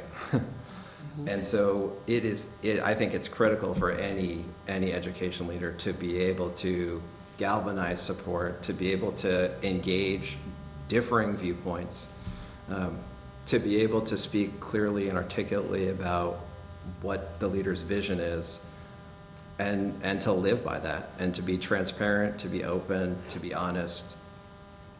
And even when things get tough and when you have to make hard decisions, you've got the groundswell of support with you, and people understand, and it's not just, things aren't just happening from left field. They're happening because there's a culture that the leader is developing together with the entire community. And I think those things are critical. So when you talk about that, I think it's any good leader is a leader who's really self-aware. Mm-hmm. Okay, thank you. Yeah. I would like to ask you about inquiry cycles. And in recent years, Milton has implemented several major initiatives to improve student academic and social emotional outcomes, but we know the work isn't done.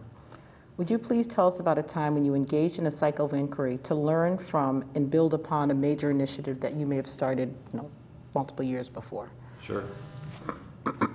So when I when I first got to Middlebury, Vermont, where I currently am, we really had no kind of strategic plan, no direction. There was a real need to do deep inquiry to understand where we were and where we needed to go. And I knew, I mean, it was clear, and when you come into a new system, the first thing that happens as a leader is everyone comes up to you and says, this is what you need to do. And you need to do it right now, or yesterday. And so I definitely got that when I got there. But I knew that I had to take some time and listen and understand before we moved forward. I also understood that if I talked to the smartest people in the community and they told me this is what you need to do and I just did it, it's not going to work because everybody else needs to be a part of that process. And so I spent about 9 months with I articulated an entry plan in terms of the kinds of things I was going to do in the community to let the community know how I was going to be engaging with them to better understand what the needs were and what kinds of things we needed to put forward. We then did a year-long strategic plan, which, in terms of that question around the inquiry cycle, we, instead of me as superintendent doing all this inquiry, we tasked action teams with essentially engaging in, as you have in your strategic plan, 3 pillars, we also had 3 foundational goals that the board set, and these action teams then went essentially out into both the inner community, meaning like the school staff, and also out into the community to kind of better understand where are we and what are the real key objectives and action steps that would help us to get where we want to go. And so that process took it took close to 2 years to finish from when I got there to the completion of that plan. But that plan then led to having a real basis for all of the work that came after that. One of the biggest things was a movement to International Baccalaureate, and we did a lot of work on that over many years. It took a lot of sustained leadership in order to move through a 3-year authorization process for that. I could talk a lot longer about that as well in terms of the why, but getting back to your question, regarding inquiry, I think it's really critical that any kind of direction that a school system takes has to include that inquiry cycle throughout, that we have to keep coming back and monitoring and making sure that where we thought we were going is where we were going. They're also invariably, when you make a 3-year or a 5-year plan, you can't know what's going to happen in 2 years or 3 years that will change and shift what you thought was some static reality.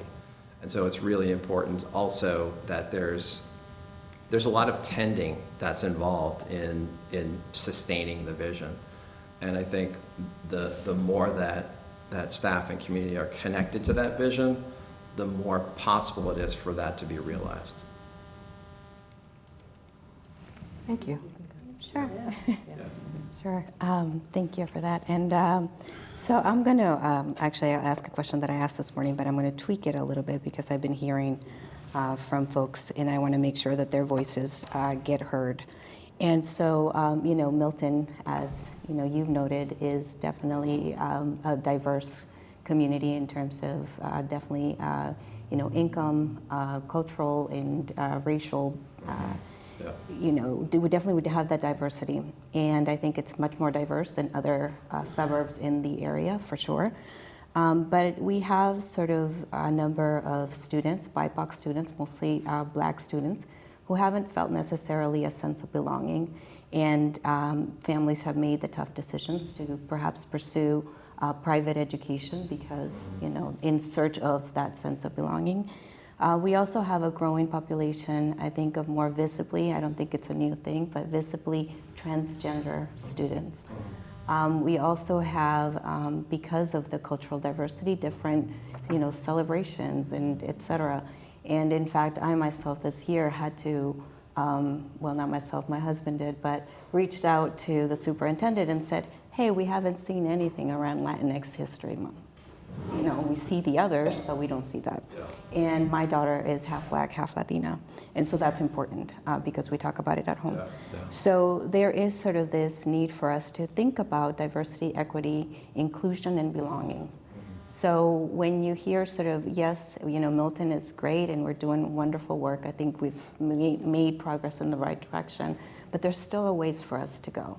So if you could speak to how you would sort of address some of the issues that we're still seeing here in the district, and or strategies perhaps that you've applied elsewhere that you might bring here, and some of the challenges, especially with those voices that will pin DEBI efforts against academic excellence. Yeah, it's interesting. It's somehow talked about in this like either or, which doesn't make any sense. Yeah, so there's so much to say. You know, I've read through a lot of the DIB and DEI work that has been done already, and you know, the research that's been done. I mentioned the quality review, and there's a lot of, I think, great kind of direction for the district that's contained in that report, talking about making sure that equity is not something that's done on the side, that it's a lens through which, you know, all of the work is done. Looking at the partnerships that I know it mentioned, the community partnerships that have been strong in some ways, but people don't feel like, my sense is that there's a feeling of disconnect between what's happening in schools around DEI and how the community either wants to be involved with it or the projected outcomes of that work. So I think, you know, looking at disproportionality, looking at all of the kind of issues, there has to be, I think, first and foremost, an understanding of kind of where we are. And I think given where we are in 2023 and what we've just been through over the last 3 years, there's a lot of dissonance. So I think it's really important that we can get to a real understanding of just kind of where we are. And I think that review did a great job of trying to lay out, here's where Milton is in terms of the data. So I think that piece is important. I think another really critical piece of this is the development of the culture of inclusiveness and what that looks like, and what does that mean for every individual, both within the school system, and what does that mean for the community. And in my experience, oftentimes there are groups in the community that interact with the school system, but oftentimes it feels like it's siloed. And I think for this transformation to really happen, to get to real change, it has to be beyond these silos of people that feel strongly about it to everybody has to carry this. It can't be carried by a few people. You know, thinking about the disproportionality and looking at where the numbers are, and I know one of the things that I read about was that looking at outcomes versus looking at representation was another really critical piece, that can't just look at having, you know, the number of students taking AP exams, for example, versus what the outcomes are for those exams. So I think there are lots of kind of pieces of this. I really feel like this doesn't change. Like, you don't change and really move DEI work if it's one person, whether it's the superintendent or the school board or school committee, whoever it is. It has to be a complete and total community effort. And we have to be listening to students as we're doing this. Student voice is another piece that is really, really critical. to, you were mentioning families that have reached out to you or your own kids who have talked to you about their own experiences. And students, if we can elevate student voice through this, and, in my experience, adults really listen to students in a way that they don't listen to other adults. And being able to elevate their voices as we're looking at things that we need to change. We look at systemic realities that are, people are like, well, that's fine, that's good, let's keep it that way, that we need to push against and change. We need to do that. But we need to do it together, and we need to, the together piece is the biggest challenge. And that's where, as superintendent, I feel absolutely committed to this work. That is, the work is serving all students and making sure every student is feeling safe, is feeling successful. But I also see that I need to do everything I can in this position to be able to engage our entire community to do the work that needs to happen. And it doesn't happen in a week, right? This is undoing a lot that has been constructed over a long period of time. So I think it goes without saying that there has to be a absolute commitment to it.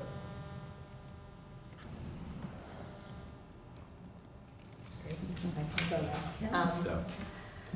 Could you share examples of how you've provided high-achieving students the support they've needed to stay engaged in learning?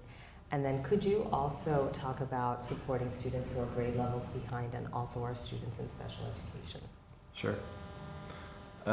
I think in kind of the gamut of high achieving and students that need more support, that it's not creating two separate systems. And I think traditionally, when you look at education, the education that we all probably experienced, there were kind of two kind of tracks, right?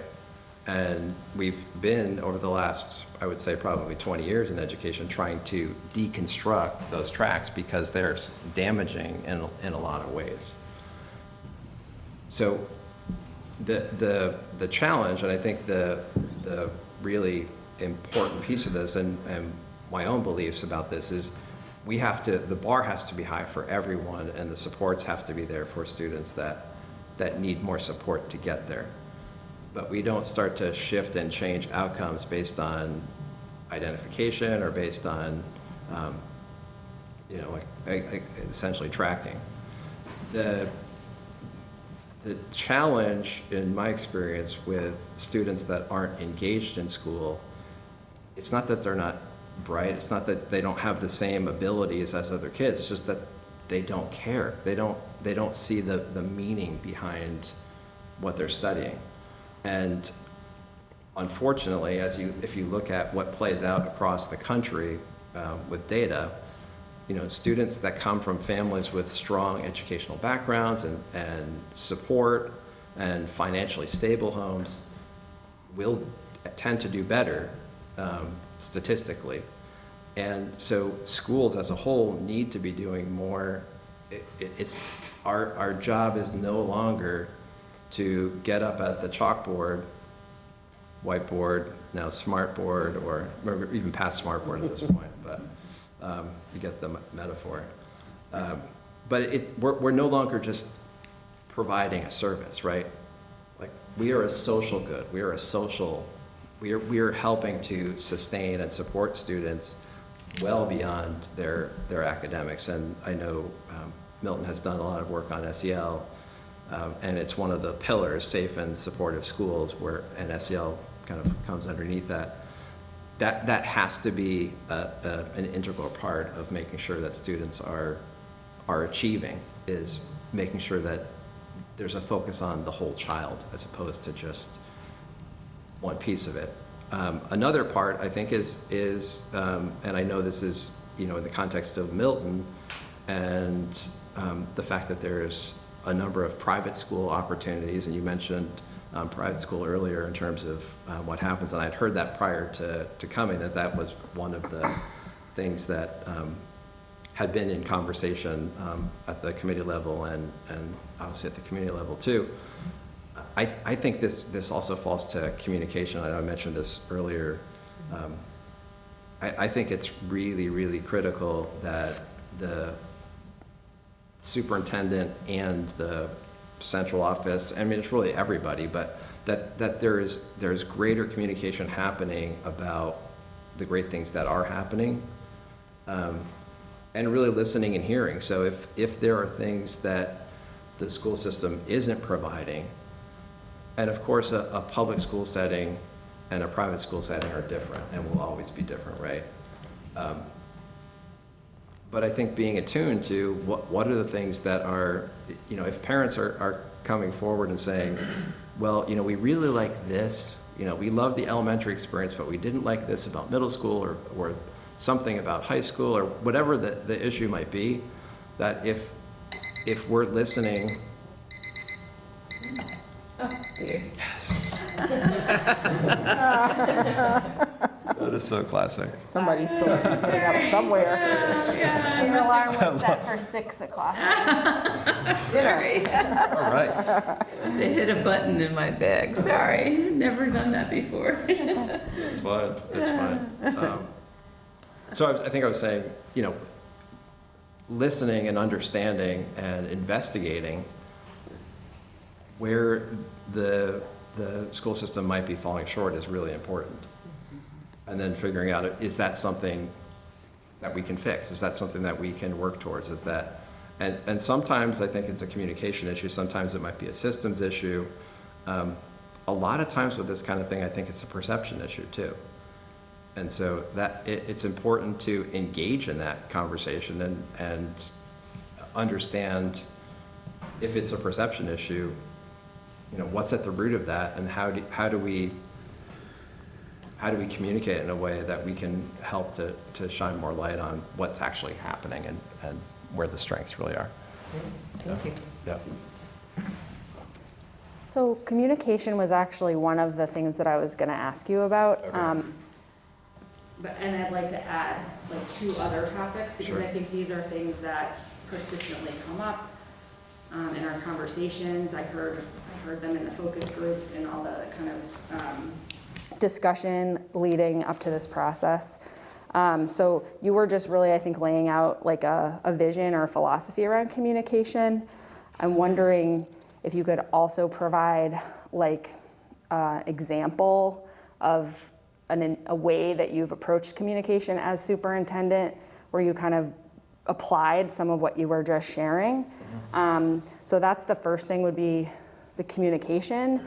And then there are kind of 2 other priorities that I'd like you to also share examples around change management. Like I know you've been involved in your role in leading your district through a number of pretty big changes. Like how do you approach that, because that is a need we have in our next superintendent here around the strategic plan that you've spoken to.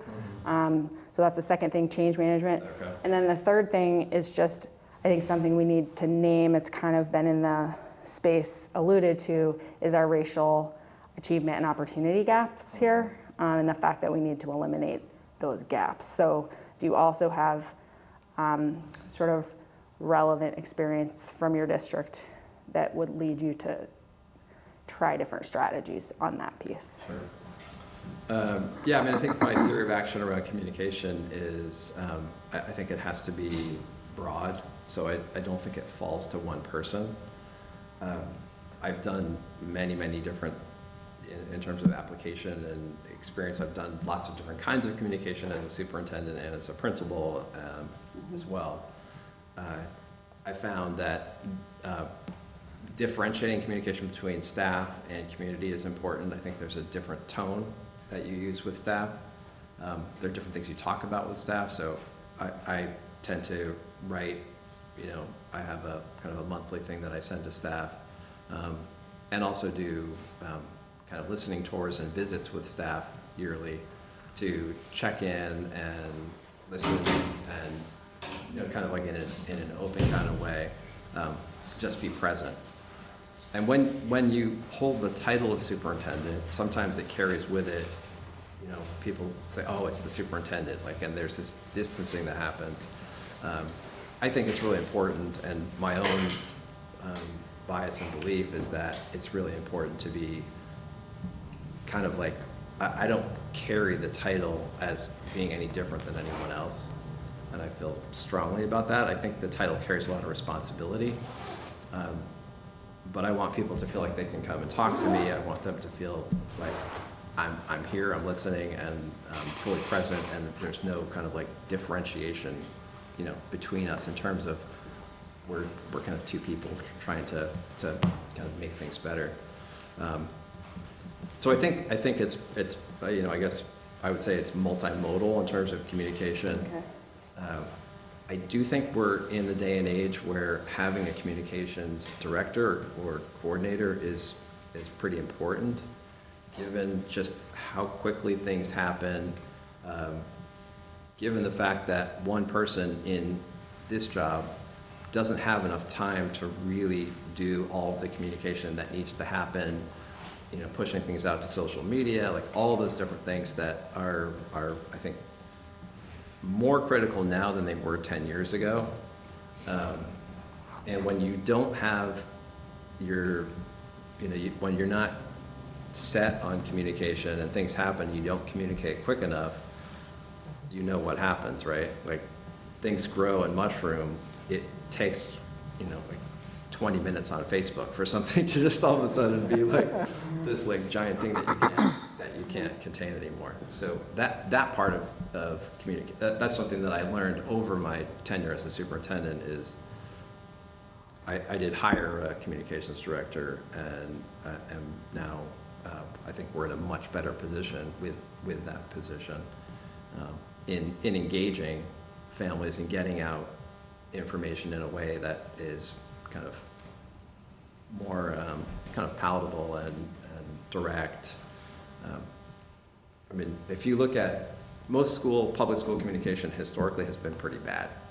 If you compare it to like businesses or, I mean, that's my experience.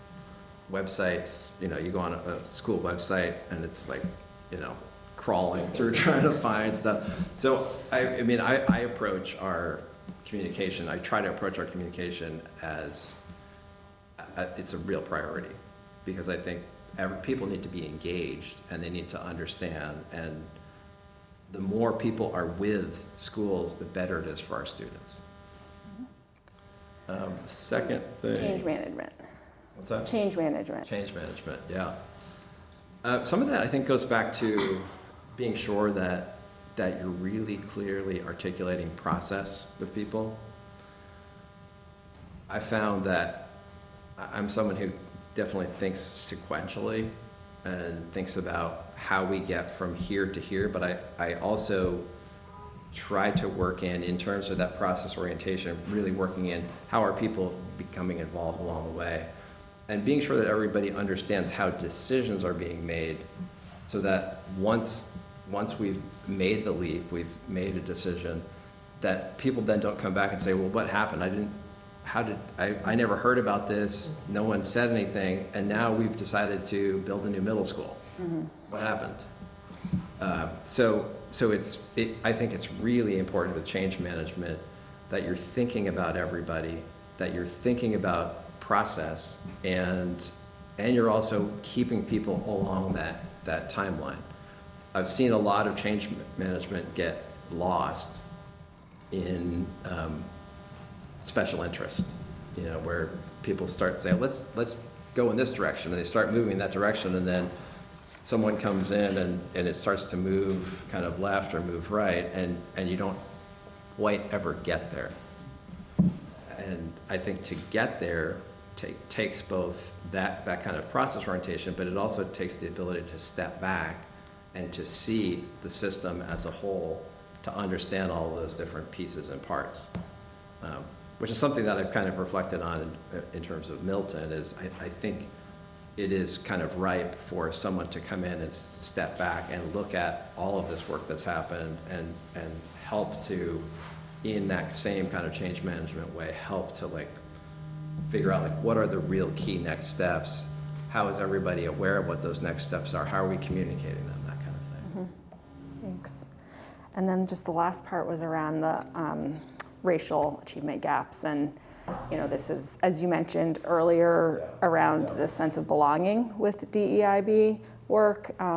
It's, these are long-term systemic challenges, but, it's clear that we need to make progress here, faster paced progress on this issue. So do you have experience either in your school or district leadership around essentially moving the needle on that type of work? So actually, when I was a principal in Oregon, in my first year, I created a group called our school is called Willamette High School, called the Willamette Improvement Team. And one of the things that we did together, it was a course that students took with me as principal.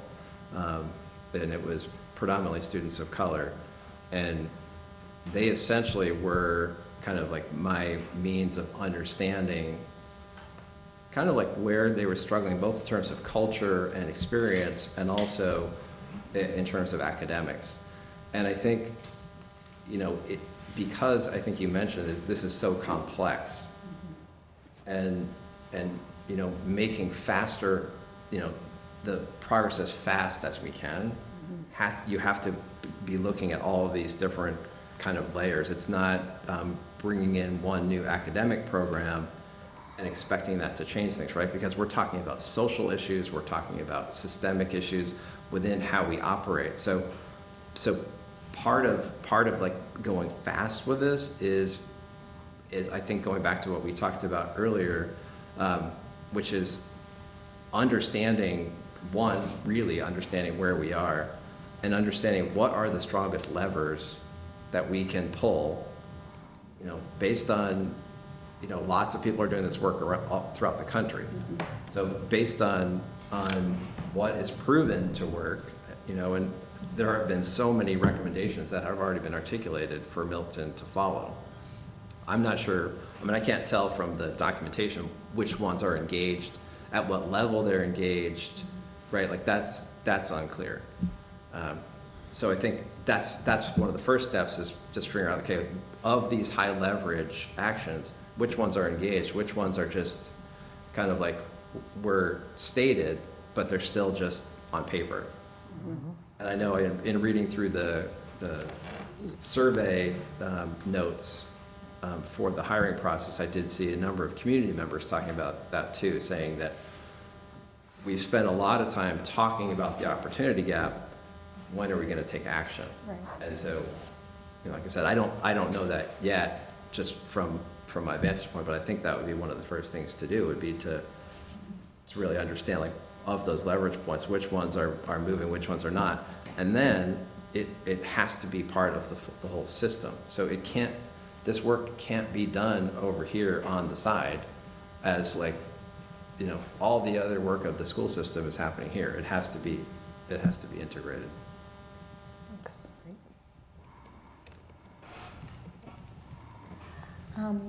I've got a question about coming to Massachusetts. Yeah. And Massachusetts education laws and that whole system in which we operate. And I'm just wondering how comfortable or knowledgeable you feel about the requirements of Mass education laws and steps that we might need to take to implement those laws, and grant opportunities, things like Proposition 2.5 overrides that communities need to do for more funding and the like. So just wonder if you could say. Yeah, so some of these things have already come up and I've already learned them. I made the transition from Oregon, so I knew the Oregon system well and learned the Vermont system pretty quickly. So I feel confident that I would be able to learn the ins and outs of what's different in Massachusetts. There's a lot that's the same too, in terms of the superintendent role. There's definitely state legislation that differs that I would obviously be learning. I have made contact with Tom Scott, who is, I don't know if you know who he is. Okay. And so I've talked to him about, kind of like what would be helpful for a superintendent coming into Massachusetts, and he gave me a bunch of resources. That's great. So yeah, I mean, I feel like I'm a quick study, and we do a lot of research to understand, how things operate here. I'm not afraid of calling people and making connections, and if in doubt or not understanding something, would certainly reach out and figure that out. And I think part of understanding, the laws, the new community, and everything else is that kind of communication piece. So working with town officials and developing relationships with them to work together. I know that's a big piece of budget development here, is having a really strong connection with the town. And so that would definitely be a priority in terms of being sure that understood where things needed to be and was doing what needed to happen. Great. Do you have town meeting in Vermont? We do, yeah. Yeah, so we do too here, so. They're pretty raucous sometimes. Oh, yeah, oh, yeah. They are, yeah. And we have It's- representative town meeting. I don't know if Vermont has whoever shows up. But yeah, Yeah. it's, yeah, Yeah. representative, at least they're elected representatives, but it's part of Oh, it's a huge, sequence yeah. of getting yeah. a budget passed. And Yeah, but it's very, I think there are a lot of similarities, honestly, between Massachusetts and Vermont. And my mother, who lives on the Vineyard, was a teacher there for a long time. And so I also know the system just from her as a former educator. Great, thank you. Yeah. So I was going to ask you a little bit about teacher recruitment and staff recruitment, and certainly, I think, post-pandemic, a lot of people have left the profession feeling like they couldn't do it anymore, or were feeling burnt out. So I was going to ask you to talk about how do we recruit staff, how do we retain staff, and also the dilemma of trying to recruit staff who are culturally diverse, racially diverse, that represent Yep. our students who need that role model in the classroom and that connection. I mean, I know we've made efforts, but I think it's also not unique to Milton. I think lots of Also districts, disproportionate, right? 'Cause Yes. it's more in Tucker than the other schools from what I Mhm. Yeah. So I was wondering if you could talk a little bit about your thoughts about how to try to reach out and recruit staff. Yeah. I mean, one of the things that was really exciting yesterday was just the level of energy that I felt staff had. And just given what they've been through over the last number of years, and to see, a lot of them came up to introduce themselves, and it felt like there was, they definitely seemed more refreshed than I thought they would be. So that was really a huge positive. I think the staff here are really strong, and talking with other people in Boston and other superintendents in Boston, they've shared that they have significant staffing shortages that I don't think Milton is facing. Which, yeah, it's definitely knocking on wood, because it's a national crisis, right, in terms of staffing. I think a couple things are really important. One, if staff are feeling supported and heard, that goes a billion miles. So talking again about culture and about what the staff culture is, if staff are coming to their work and they're feeling fulfilled, if they're feeling like it's doable, if they're feeling like there's a clear direction, if they're feeling like there's time to kind of balance between the work in the classroom and professional development.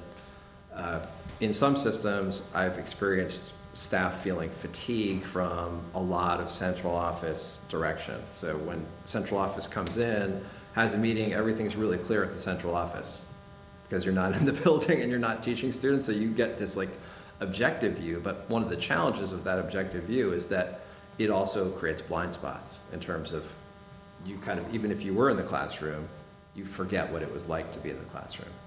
So I think one of the things that's important, I mean, I've heard this in like 4 or 5 states. I'm also a delegate for Vermont for AASA, so I talk to superintendents across the country.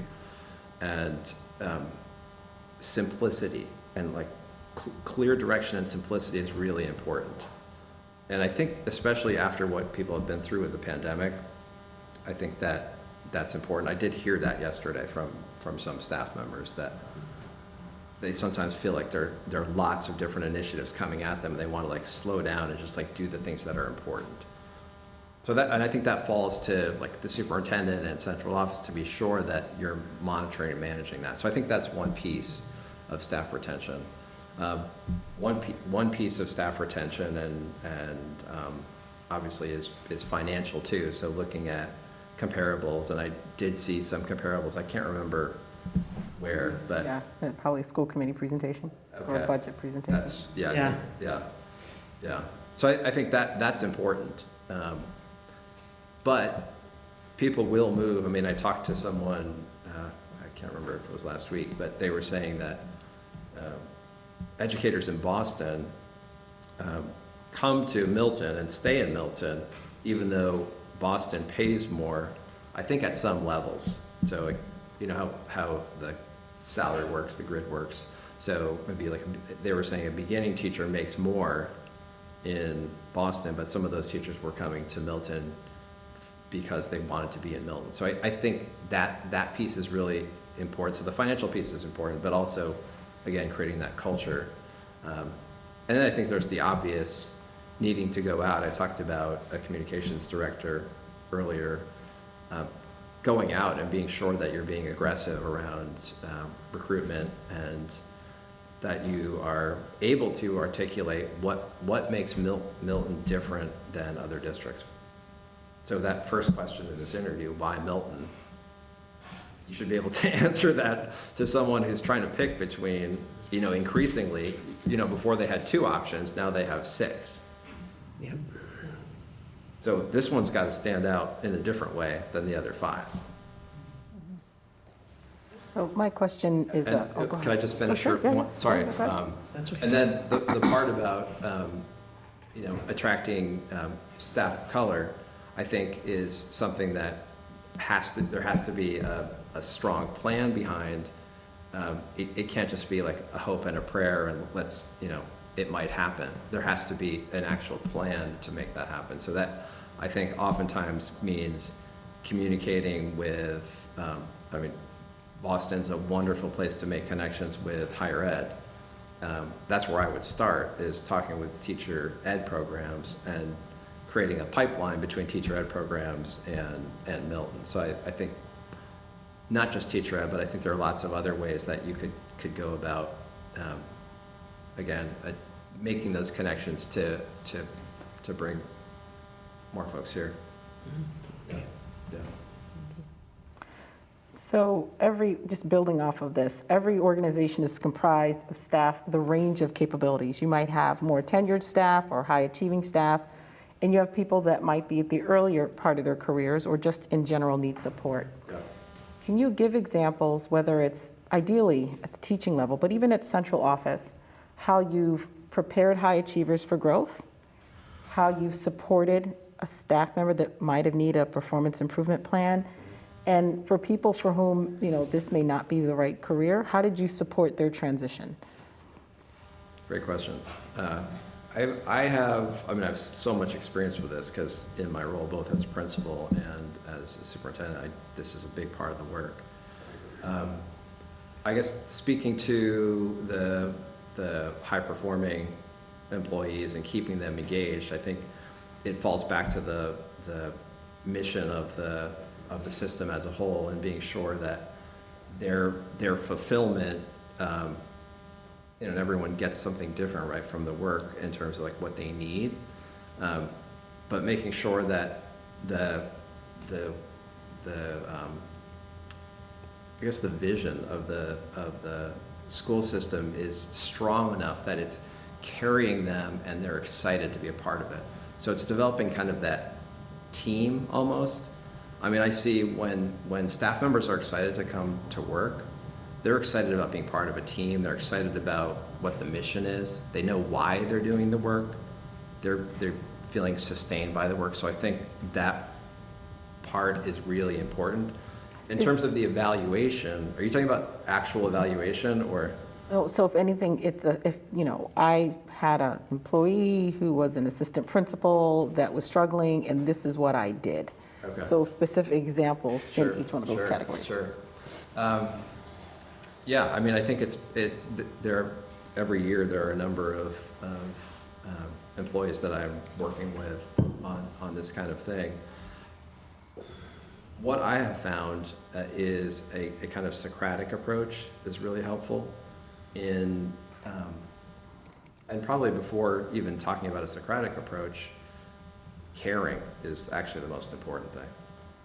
And when I sit down with someone and I'm talking with them and they can feel that I actually care about them and about what they're doing, that in and of itself is more important than anything. So I will say that piece, I think, is critical when you're working with someone else. And we all know that we are our own worst enemies, right?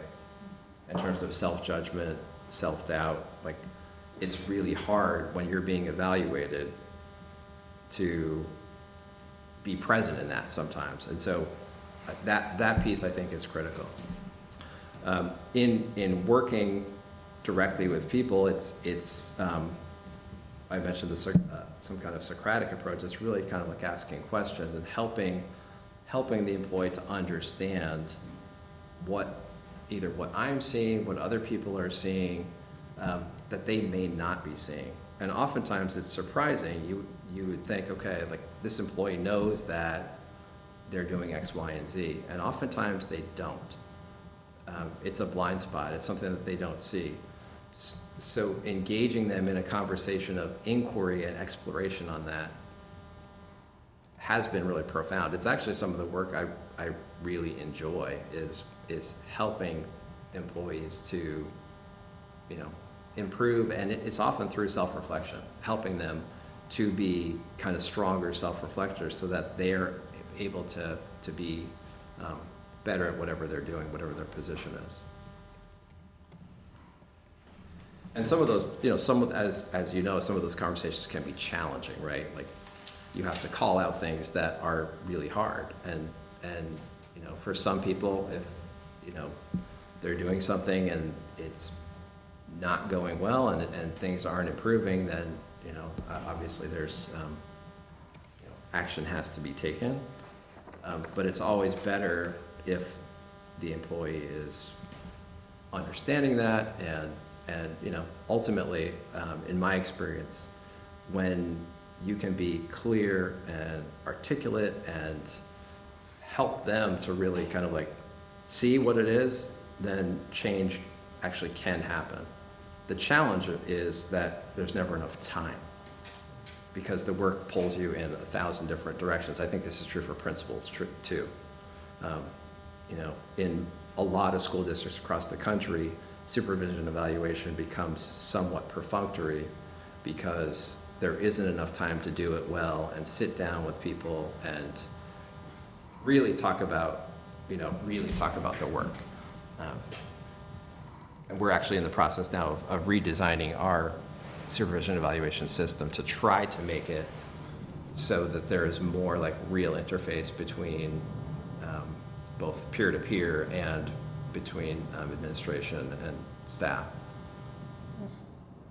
Thank you. Yeah. Sure, thank you. So we are in this very interesting point in time, and I think it is easy to get lost in the fact that it's not a unique experience in Milton that we have seen learning loss. Yeah. It's across. Statistically, like a grade level or so. Correct, right? It's not, and again, it's not unique to us, but it's easy for us to get sort of, I think, to zone in and just focus on the experience close up. Yeah. So it's a broader issue, right? That's what's going on. We have unfinished learning. We have to recover, right, gains that had been made. Mm-hmm. And at the same time, we need to continue to address the racial disparities and also our inability to meet the needs of our students with disabilities in the best way possible, right? So there is a lot for us that we had to do anyway, right? That we needed to continue to work on. But there's also this reality that we were hit with a pandemic, We hadn't been through this before, and here we are, right now, seeing the results of that. And in your conversations, you're a seasoned superintendent, you've been doing this for a while, and in your sort of conversations across the country, just wondering sort of how do we approach this? How do we begin to recover in a way that is realistic, that understands the need of our educators, and also continues to meet the moment that we're living right now that says we can't carry on as we were before, and we need to pay attention to differences. We need to think about belonging and taking care of our young people. So it's just a very particular moment. So I'm just wondering, just to Milton specific, but also in general, how do districts and communities begin to rally around the work that we need to do to be able to continue to make progress for our students? Well, I think it's a huge opportunity right now. In a lot of ways, I think this is a good time to be bringing on a new leader. The pandemic, I read post-pandemic the other day, so I think it's done. Everyone was scared about saying that. I'm not sure it's done, but people are writing post-pandemic at least. I think taking this moment and stepping back and, people talked about during the pandemic that education was going to be totally different starting now, pretty much. I mean, I had so many conversations, and I'm sure all of you have too, like when education stopped and everyone was hunkered down at home waiting to see what would happen, people started to realize, like, we don't actually have to come back and do all of this the same again. And I do think that there's an opportunity for us at this moment in time to rethink some of the things that we've done for decades and decades that are part of what has gotten us to where we are, which is some things are working really well and some things continually aren't. So I think this point in time is an opportunity, and it's fighting the desire for, I think, most people to get back to normal. And normal for a lot of people means getting back to what they were doing before, because that's comfortable, right? It's like kind of what we've been conditioned to do.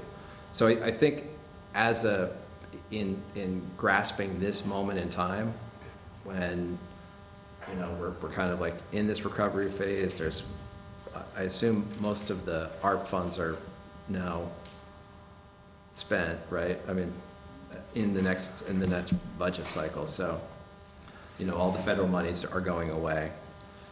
I think this is now the time to, we talked earlier about the DEI work that needs to happen. We talked about the work that needs to happen around communication. So this is the time to take all of those pieces and create a cohesive vision of where Milton needs to go. And I think it's not the time to try to go really fast on one thing without everybody understanding, like, this is where we are. These are the things that we need to commit to, and here's how we're going to get there. So I think it's a really exciting time. A lot of the money, a lot of that ARP money has gone to interventionists and like other support personnel. I think in most districts have spent money to try to kind of bring some of the learning loss back, giving students additional time with like reading and math and like just trying to like infuse with more people to try to support increased achievement. But that wasn't ever really, I think in most systems I've seen, that wasn't a systems approach. It was more of a like, let's get some people in there to try to help, almost like emergency people going in and doing treatment. But what I think is going to really make the impact is going to be looking at, these issues and these objectives that have been articulated by all of you and by all of the community and by staff, and creating a really strong plan to make things happen.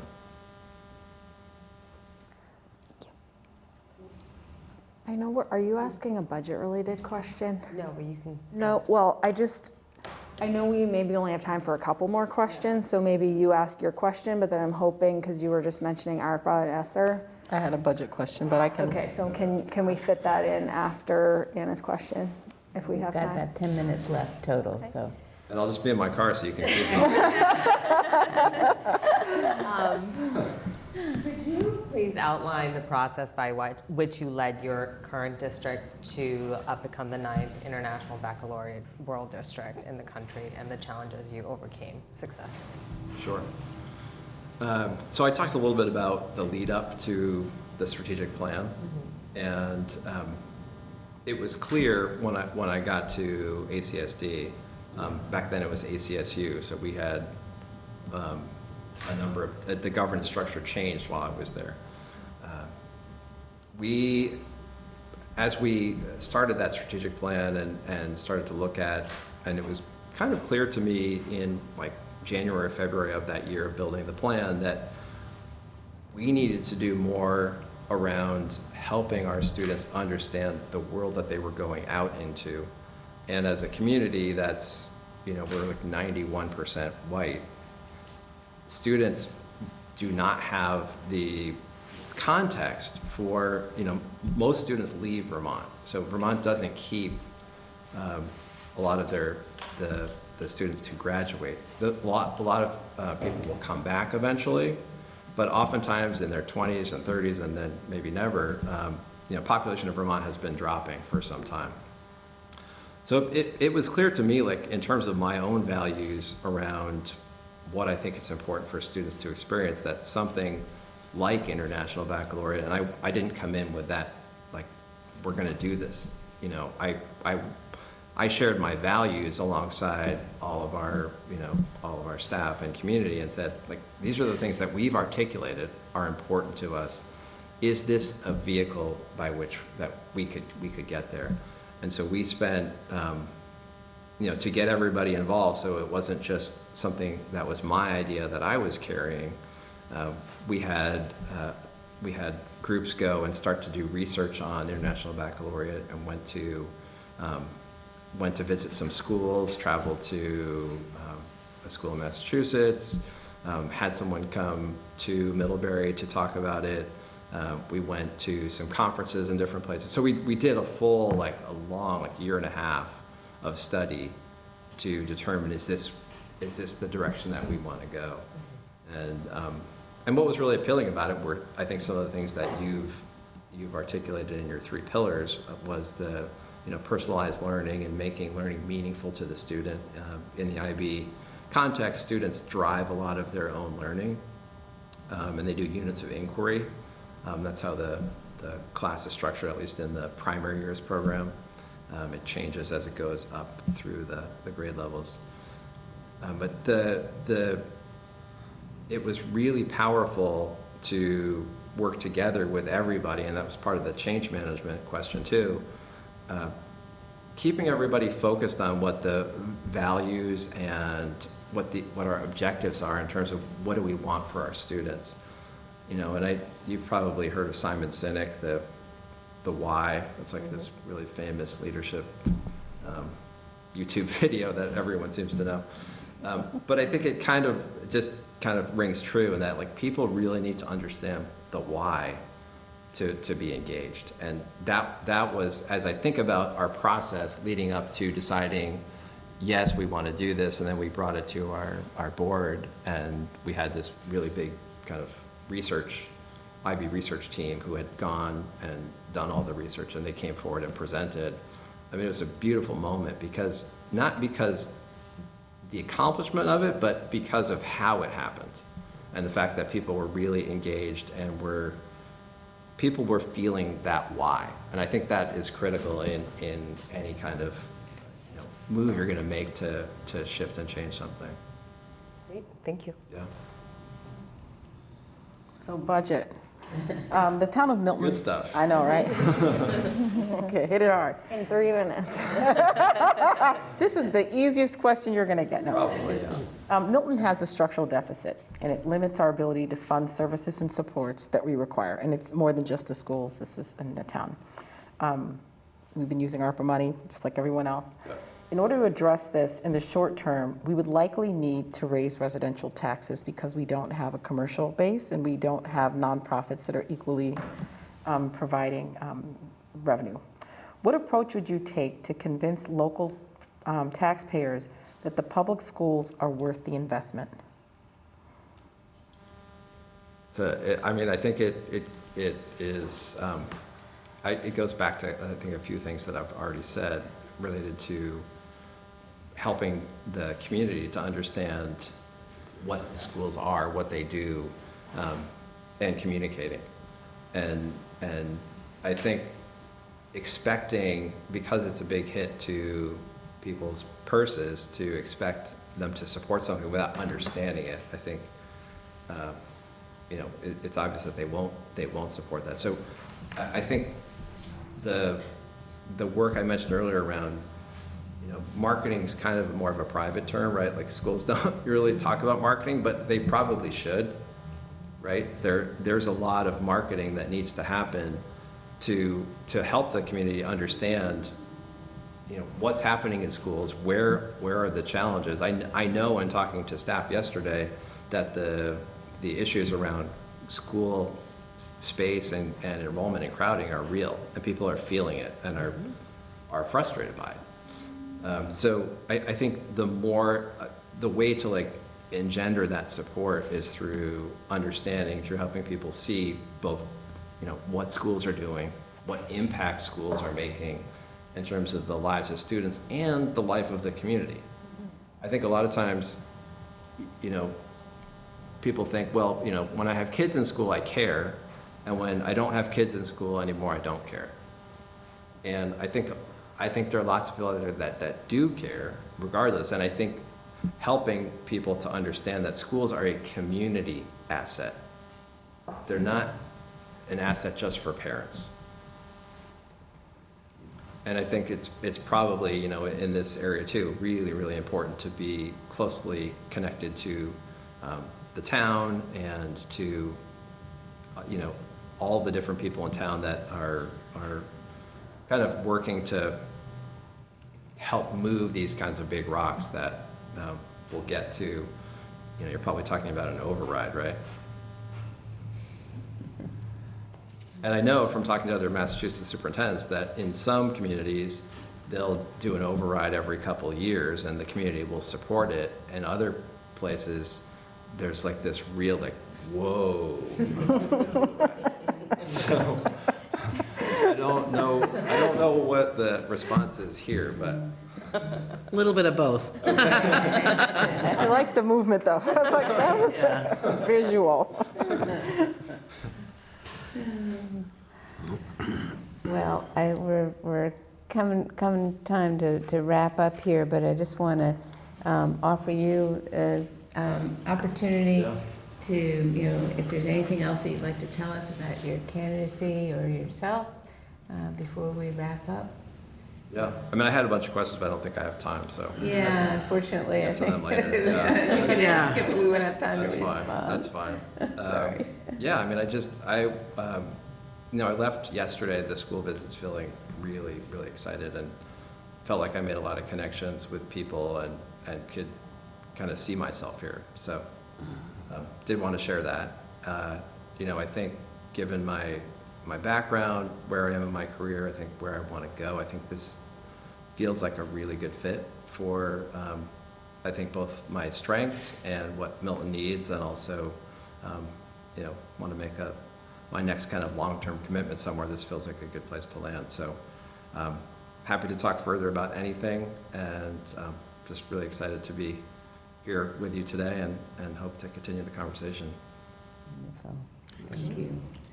To meet you. So we will be deliberating and making a decision in open session on Friday morning at 7:30 on Zoom.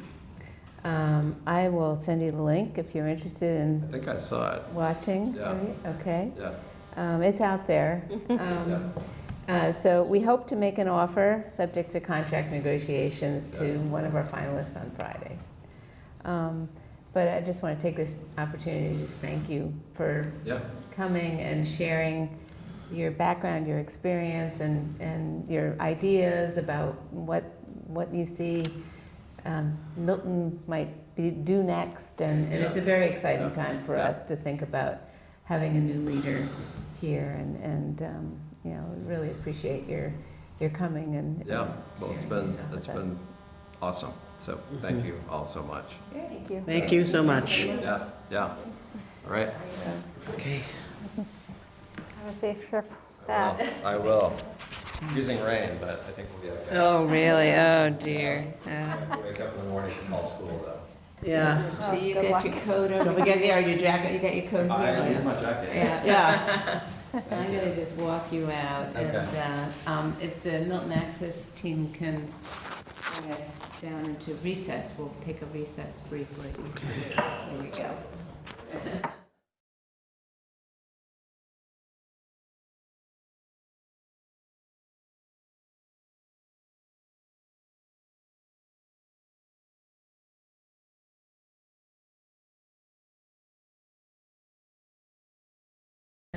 With us, and what we'd like to do is go around the table and introduce ourselves, so you know who you're talking to. Great. And we'll start with Lizzie.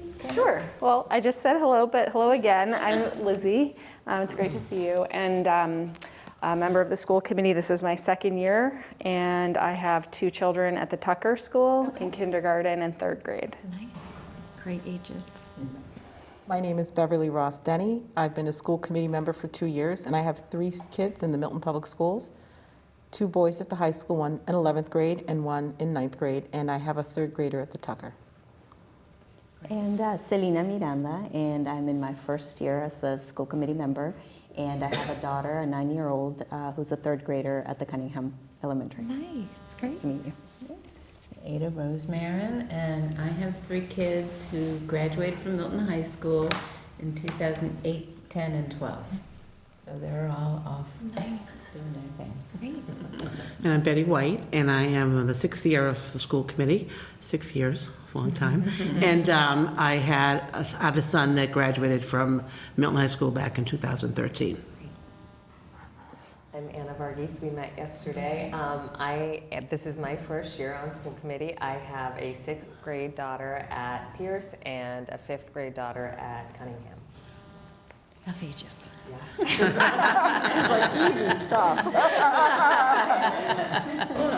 I have 2 daughters as well. So just to sort of introduce our evening tonight, as you know, I just want to share with the viewing audience about the screening committee, the process that you went through prior to arriving here. There were 11 people on that committee that reviewed 19 applications that were submitted to us. The screening committee was a group that consisted of 1 assistant superintendent, 1 principal, 1 department head, 1 teacher, 3 school committee members, and 4 parents representing all levels, elementary, middle, and high, and different parts of our community. And the screening committee narrowed down the applicants to 7 semifinalists, of which you were one, who were interviewed. And the screening committee touched on 15 topics that were deemed important to the role of superintendent and informed by focus groups and a survey that we conducted to help inform our process prior to the screening committee's work. We asked the same questions of every candidate. And then the school committee members have received the list of questions that were asked during the semifinalist rounds, although they didn't have the advantage of being there like some of us were to hear the responses. But the screening committee completed their work when they arrived at a recommendation of an unweighted list of 3 finalists to pass along to the school committee. And yesterday, you and our other candidates had the opportunity to visit our schools and talk with members of our community to help you learn a little bit more about Milton and Milton Public Schools, and we were really glad that you were able to come for that. We really enjoyed having you. It was fun. And today's school committee interviews will be a little different than the screening committee. Each school committee member has selected questions based on what they think are important to Milton Public Schools based on our perspective as school committee members. Some questions may be repeated from the semifinalist round, and some questions may be on other topics.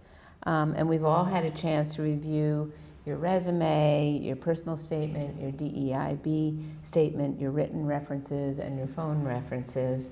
And some of our questions may probe further on some of those items as well.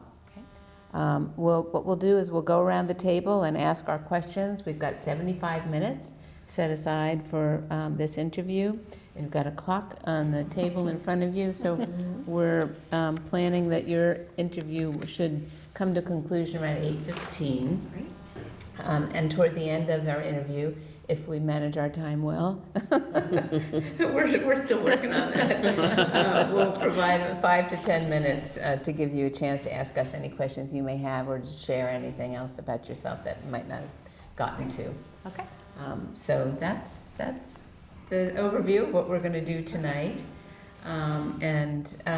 So I'm going to just do an opener, and that is a question that you've probably heard before, which is why Milton, why now? And would you please begin our time by sharing, why you're seeking the superintendency in Milton, what brought you here, and talk a bit about some key experiences in your career and our district that make you feel suited to be our next superintendent. Great. Well, I'll start. It's very easy. This is an easy question for me as far as why Milton. I think you all have one of the best vision statements I've ever read as an educator. The language around learning experiences being aligned to students' strengths and needs, and a balanced approach to academics and SEL. That is who I am as an educator, that is my belief system, and further supported in your belief, in your vision statement, is your well-designed and articulated strategic plan. I think your strategic plan, the focus on personalized instruction, personalized experiences for students, the safe and supportive schools, and equity in learning. That is, again, who I am as an educator, and what I can bring to that work is the life that I've led previously in all of my different roles. So what brings me to Milton at this time is I feel it is important for superintendents to have had the experiences to walk in everybody's shoes. So I have been a classroom teacher for 16 years. I was an inclusion teacher as well. I have been an assistant principal, a principal, a central office leader. I have been a leader with the state of Massachusetts in school turnaround, and now I'm the assistant superintendent of teaching and learning. So I feel that as a superintendent, I would be able to support the work of everybody in the district. Central office people, curriculum people, data analysis, teachers. So I feel that my skill circle is complete, and I'm ready for that next step. Okay. So I'm going to ask the first question. I'm going to ask, topic is leadership.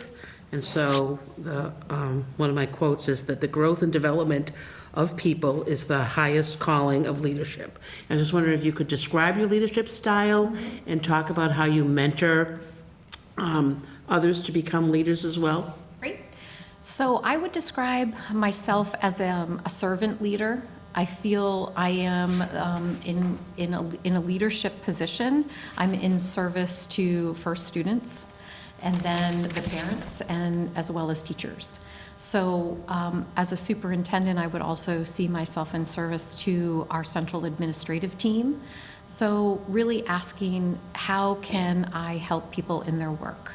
How can I remove barriers to progress? How can I prioritize budgets and funding to support vision and the work that's happening in the district? I'd like to say I'm a collaborative leader, but I feel like collaborative is one of those words that's overused in education. I'm just a person in the work. I like to be shoulder to shoulder with people. There's nothing I wouldn't do as a leader that I would ask somebody else to do. I fill in for principals when they're out of the building. I'll cover their lunch duties. I will attend hearings if somebody's unavailable to do that. I will, check in on, if we're having busing issues, I will help the transportation director. There's just nothing I won't do to help somebody be successful in their work. The more cohesive you have as a team, the more successful and ultimately the best for kids. As far as what I do in my work to support and mentor folks, I repositioned some funding. I had some funding that was allocated for a reading teacher. And it wasn't, when we were looking at data, it just wasn't resonating with kids. Kids weren't making the progress that we were hoping for through this identified tutor. So we repositioned the tutor, and I tapped into somebody who I felt was just really, she had wonderful buy-in with her colleagues, and she really had great approach with kids. And so it took me a while, but I talked with her about taking on a stipend position to work with adults and to work with adults on teaching reading. And through that, she fell in love with that position, and now she applied for and is in a coaching position in the district. So within 2 years, she has left her teaching position, had an additional stipend position, and now she's in more of a coaching position and a leadership role in the district. So I also have started a Women in Leadership group with all of the female admin in Marblehead. We attended the Massachusetts Association of Superintendents Women's Conference last year together, and we make time for each other, even if it's just as a think tank. What are we struggling with? How can we support each other in the work? And included in that women's team are coaches, instructional coaches, assistant principals, and myself. So it's a pretty comprehensive group of folks. I also, once I get to know people well, I have a standard question of where do you hope to be in 5 years? And how can I help you get there? So people often are like, well, I'm very happy where I am. And I'll say, well, I want you to think about it. I see you, doing great things. I want to make sure that you're feeling challenged and supported. And now's the time to kind of plan for where you want to be in 5 years. So when you're ready to make a move, you have all your ducks in a row. And so I'm coaching right now 2 women towards director certification. So they're currently in coaching roles, and we've gone to the Department of Education, and they're doing some work under my supervision to become certified as directors. Not that they want to be directors right now, but that they may one day, and then when they do, they'll have that certification. So those are some examples. Also very encouraging of people planning to in the system, so being proactive when I know there's a vacancy, kind of going to people who I think would be a good fit and encouraging them and helping them see how they might be able to grow in that role. So they might not necessarily have thought of themselves as ready for a jump, but I make time to have those conversations with people and to help them understand what I see in them and how I would support them if they took that jump. And oftentimes they do, which is nice. Thank you. I would love to learn more about your background and how you arrived at this position today. Could you walk us through your resume? Sure. As well as the transitions as you went from one role to another? I'm sorry. Were you going to say something? Okay. First and foremost, I'm a lifelong educator. I have spent my entire career in education. The first 16 years as a classroom teacher. I never set out with a vision of becoming a school leader or a central office leader. I was very happy as a classroom teacher. It wasn't until I began to see the impact that central office decisions began to have on my curriculum opportunities, my professional development, the culture of our school. And so it was about 10 years in that I started to think about, I would like to create a school culture that is grounded in what I think is best for teachers and kids. And so that's how I entered into educational leadership. I was very fortunate. I landed in Lowell, Massachusetts as an assistant principal. My experience in an urban district has been transformative in terms of who I am as an educator.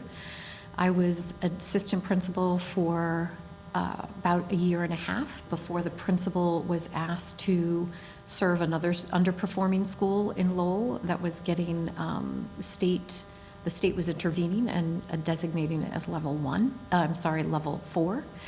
And so he was moved there, and the superintendent elevated me to the principal. And it was that summer that the MCAS data came back in a very comprehensive reporting situation. There was what we call CPI, there was student achievement, there was student growth data, there were rankings, and what we ended up finding out was the school that I had just become the principal of was the most, the least effective school. We were 14th out of 14. So we were designated high needs level 3 by the state, and although we were not allocated the $2 million that the level 4 school was allocated, we were put on the state radar. And so I gathered together my team of educators. I said, we can do this. We don't need $2 million. The answers are in the room. We started talking about high leverage moves that we can make instructionally. What do we need professionally? And we put together a really comprehensive plan grounded in what was best for kids. At the base of that plan was kids can if adults do. And so there was a lot of change of practice because we were no longer saying the kids can't because they're second language learners. Our kids can't because they have experienced so much trauma. We started focusing on trauma-informed instruction. We started using data to inform our instruction. We started to, there are 11 essential conditions to high performance in schools, and I selected 2, aligned curriculum and effective instruction. And everything we did was grounded in those 2 initiatives. In 4 years, we became level 1, which is the highest level that you can receive by the state of Massachusetts. And the Commissioner of Education came out and toured our school and brought his team to talk with teachers and ask, what's the magic formula, because we want to duplicate it around Massachusetts. And the teachers were very clear that there is no magic formula. It's about doing what's best for kids and being very cognizant and concise in your instruction and having fun while you're doing it and building a culture of kids wanting and loving being in school. After that, the superintendent in Lowell elevated me to the director of accountability and school improvement in the hopes of bringing some of those practices to our underperforming schools. And through that work, I met our Department of Education colleagues through the statewide systems of support who were in those schools that were designated for targeted support. And they talked to me about taking the challenge of coming to the state and working with them as a member of their team. And I worked on the South Shore, a little bit on the North Shore, in underperforming districts with superintendents and their leaderships teams. And we looked at data and we talked about developing cohesive plans to improved instruction. That didn't resonate with me because I was in and out of districts. I was in talking and then out. And really what I missed was being in the work with the team. So I went back to school-based central office work where I knew I could be part of a team. And I landed in Marblehead as the assistant superintendent of teaching and learning. And I have had just a fabulous couple of years there. Of course, we had a little, diversion of the global pandemic that kind of really changed a lot of us in education. But I had a wonderful partner in my superintendent, and we navigated that situation really well. And I think our student data and our students and our teachers would say they felt very supported, even though it was traumatic time. So that's kind of my story. Thank you.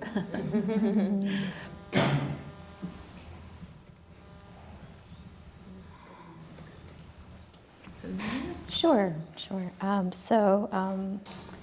Wanted to touch up on the topic of diversity, equity, inclusion, and belonging, and thinking about, our district, and heard from folks passionately about sort of, yes, we've done a great job at sort of increasing the sense of belonging for many of our students, which is great, but that there have been experiences of BIPOC students, and particularly Black students, who haven't necessarily experienced that positive, have had that positive experience. And so families have made the hard decision to take their kids out of the district and, go elsewhere, sometimes for, private schooling. And so, thinking about that population of students, also thinking about a growing visible population of transgender kids, our students with disabilities, are the gamut, right, of diversity, cultural and ethnic, and everything else. And sort of thinking about, our desire to make sure that the district works for all students. And so in your experience, right, very comprehensive across as an educator, in terms of strategies that you've used to address these pressing issues, and also how have you confronted sort of this tension, or this what I call a false dichotomy between sort of DEI efforts and academic excellence, and how have you addressed that? Okay. Great question. Important question. I will start by saying I think the work, I think some of the issues around diversity, equity, and inclusion that have come from the community is around the lack of understanding of what's happening in schools. And so I think we have to be clear that our work around diversity, equity, inclusion, belonging, and justice is embedded in what we do every day. It's a value, it's a core, it's part of our work. There is no add-on, there's no additional, it is the work. And we hold strong and true to what we value. So what I have learned is when we don't, as a school system, communicate out to our teachers, our students, and our parents the what we're doing, the why we're doing it, and the how we're doing it, that's when things can get hard. Often we'll start great professional development with teachers, and it will be great, but then when it's implemented, a student takes a piece of what was implemented home, and that causes some sort of confusion for the family. What do you mean you were talking about transgender? That, for whatever the family, that doesn't fit with the family's understanding of what school is. So we have to be out front and very clear about the work we're doing in schools. And with that comes very purposeful and clear and intentional instruction for students around what is unacceptable and what are consequences that follow. Racist comments, anti-Semitic incidents, bullying, tormenting. We have to be very clear with our kids as they're developmentally appropriate. We in Marblehead are lucky we host the METCO program. So we have students that come from Boston to Marblehead every day. They ride an hour on the bus in the morning and they ride an hour on the bus in the afternoons. And they will tell you they do not feel like they belong. The kids are very, very transparent with me and honest with me. They will tell me that implicit bias is part of everyday experience for them. And that's hard to hear, but it's fuel for why we're doing what we're doing. So we have to be educating our entire group. We have to be educating our students, educating our teachers, and educating our parents and our community members about what we're doing, why we're doing it, and how we're doing it, so we can all be rowing in the same direction.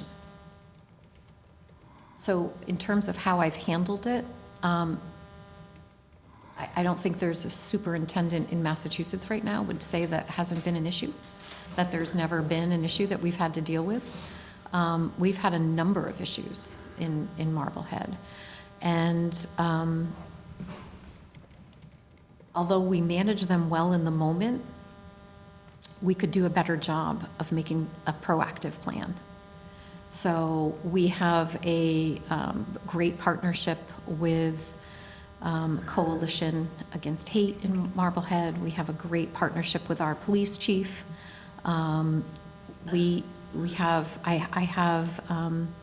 have a meeting tomorrow with all of our ministry leaders of ministry, and I'm their guest speaker, and I'm going to share with them the what, the why, and the how of Marblehead Public Schools, and ask them, where does that fit in your work with our community, so that we're all teaching our community the same things at the same time. I actually have been talking with our police chief recently, and we had said we would address this after the holiday break, is what are some proactive plans? We know it's going to happen again, as much as we don't want it to. How can we be thinking about restorative justice? How can we be thinking about making amends depending on what's age appropriate? How can we be embedding some of these things that we know will arise ahead of time, so we're not scrambling and feeling so out of control and disappointed when it happens? Press releases, kind of be thinking about how do we write a thoughtful press release that incorporates the what, the why, and the how, and this incident happened, but these are the things we're doing as a district to ensure that it stops. And those are hard to write when you have to write them in 2 hours before all the kids go home. So kind of working on having some of those things ready and well thought out and planned in advance. And in addition, more of the what do we do? You bring in, we've brought in speakers, we've talked, when there's an incident around anti-Semitism, we had our student leaders, Jewish student leaders, go to the elementary school where it happened and talk with kids. So we're very engaged in the teachable moment, but sometimes we want it to go a little deeper than that. Great, thank you. So we've seen an increase in the number of students referred to special education Okay. in the last several years. Could you provide some examples of program supports and strategies you've implemented at the instructional level to close these gaps and bring the students to where they need to be? Great question. In fact, I was talking to your principals about this yesterday.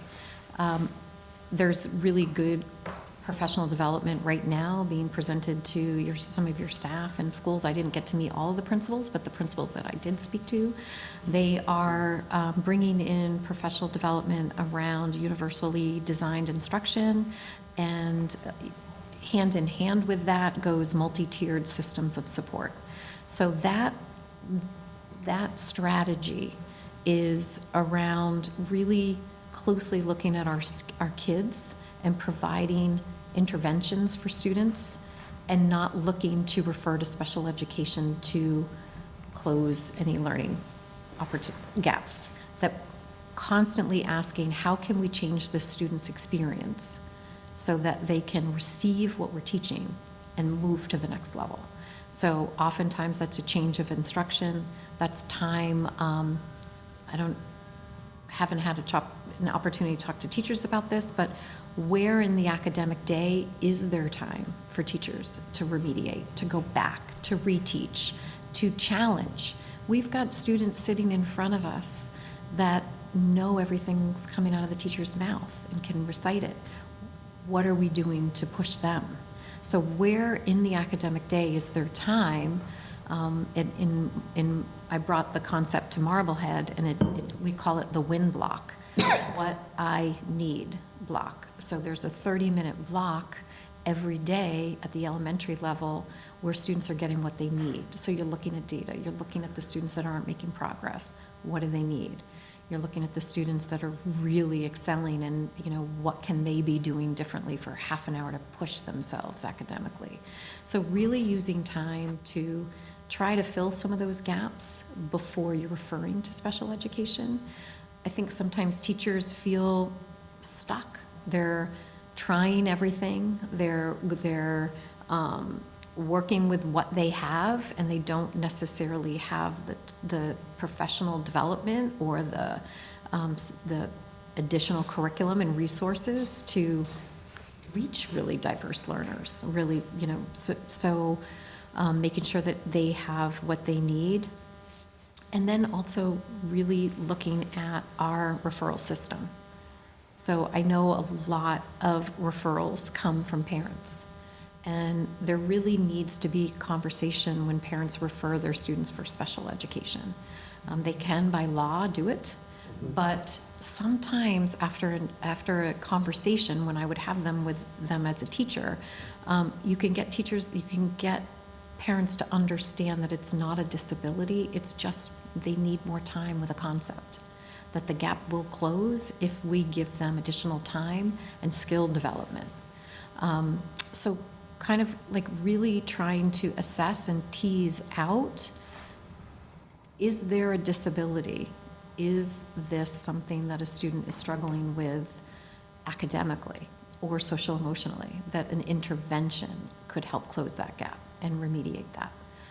So kind of talking as a district and a school-based team. I know every team has student support teams where you refer students to as a teacher, not for special ed, but for support. How can I reach the student that I'm struggling with? Do teachers know how to really create good interventions? Do they have the materials they need? We just in Marblehead invested $20,000 on decodable texts because we did not have texts for our struggling readers that they could decode. So sometimes teachers don't have the resources, and so they don't know where else to go. Those are some of the things. But I think most critically is having a data culture in schools where you're constantly looking at students in progress, so you're not all of a sudden in April going, this student just didn't make it as far as I was hoping they would go, and so maybe they need to be referred for special education. Thank you so much. So I want to ask you about a few things that I think are related to many of the topics that have already been discussed. Okay. Obviously, there are a lot of priorities, but I think through the focus groups process and conversations, these three things have emerged as, to me, top things our next superintendent needs to focus on. So, communication. You were speaking a few moments about crisis communication.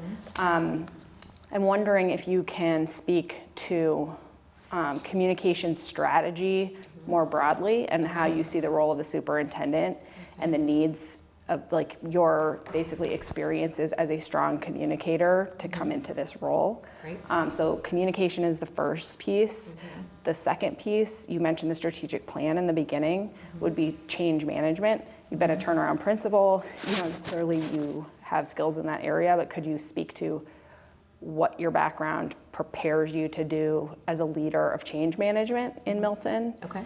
And then the third piece, if you could just speak to your experiences with eliminating racial achievement and opportunity gaps, because I know that that is turnaround work, but that's work that's overdue in Milton. So Okay. I know those are three different things, but just concrete examples that I think build on what you've already been sharing. Okay, so closing racial achievement gaps, change, and what was Communication. And communication.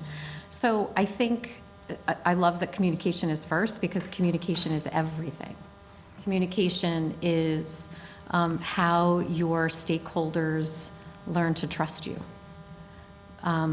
So a number of different strategies that I have, and I use strategy loosely because they're habits. I believe in them. I am at everything. I am a visual communicator. I want you to see me. I want you to know that I care about your child's concert. I want you to know that I care about the athletics program. I care about the school play. I care about our local library. I go to, when there's a local library event or an art show that the students are having. So I think that's strategic in a way, in that you're showing your community and your teachers and your students that what you're leading you actually really care about. I also, again, getting back to the what, the how, and the why, the more transparent you can be about the work in the district, the more support you're going to gain. So being very purposeful with parent newsletters. So as the assistant superintendent, I put out a seasonal newsletter to parents. And in that seasonal newsletter, I include updates from elementary, middle, and high school, different activities that they could be engaging with if they're across, what kinds of things are happening in town. But as a superintendent, I would see myself as either doing a weekly email, just kind of highlighting things that happened in the district and work that's going on in the schools, things that students are engaged in. I also, as a school principal, I used the Blackboard Connect. So I would send out a message every Sunday night.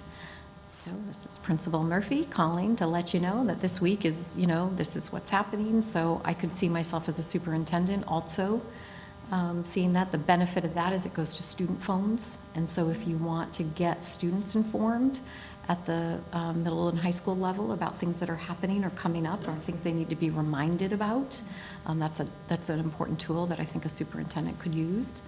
The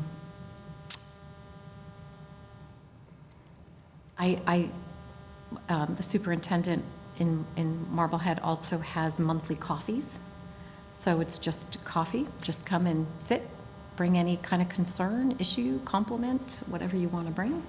I also attend our PTO and PCO meetings so that parents are able to ask me any clarifying questions about things that might be happening in the Office of Teaching and Learning. I go to staff meetings, so oftentimes I'll help principals plan professional development, but then I don't sit in my office while it's happening. I actually go and support it and help be part of the breakout circle and be part of the conversation. Helps inform my work when I know what teachers are thinking about what we're doing. I've also held a number of parent forums.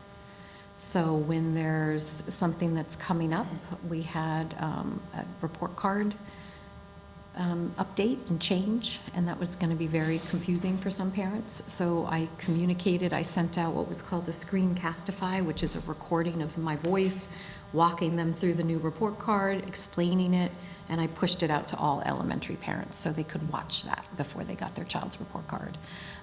Then I held a parent forum.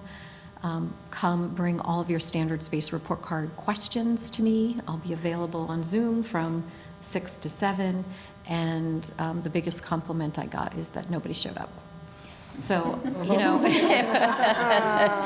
it was clear that everybody felt like they had gotten what they needed from the communications that I had provided. So That's great. So then just the change management. change, I think the most important thing to recognize and honor is change is hard. And that you're going to meet people in different places.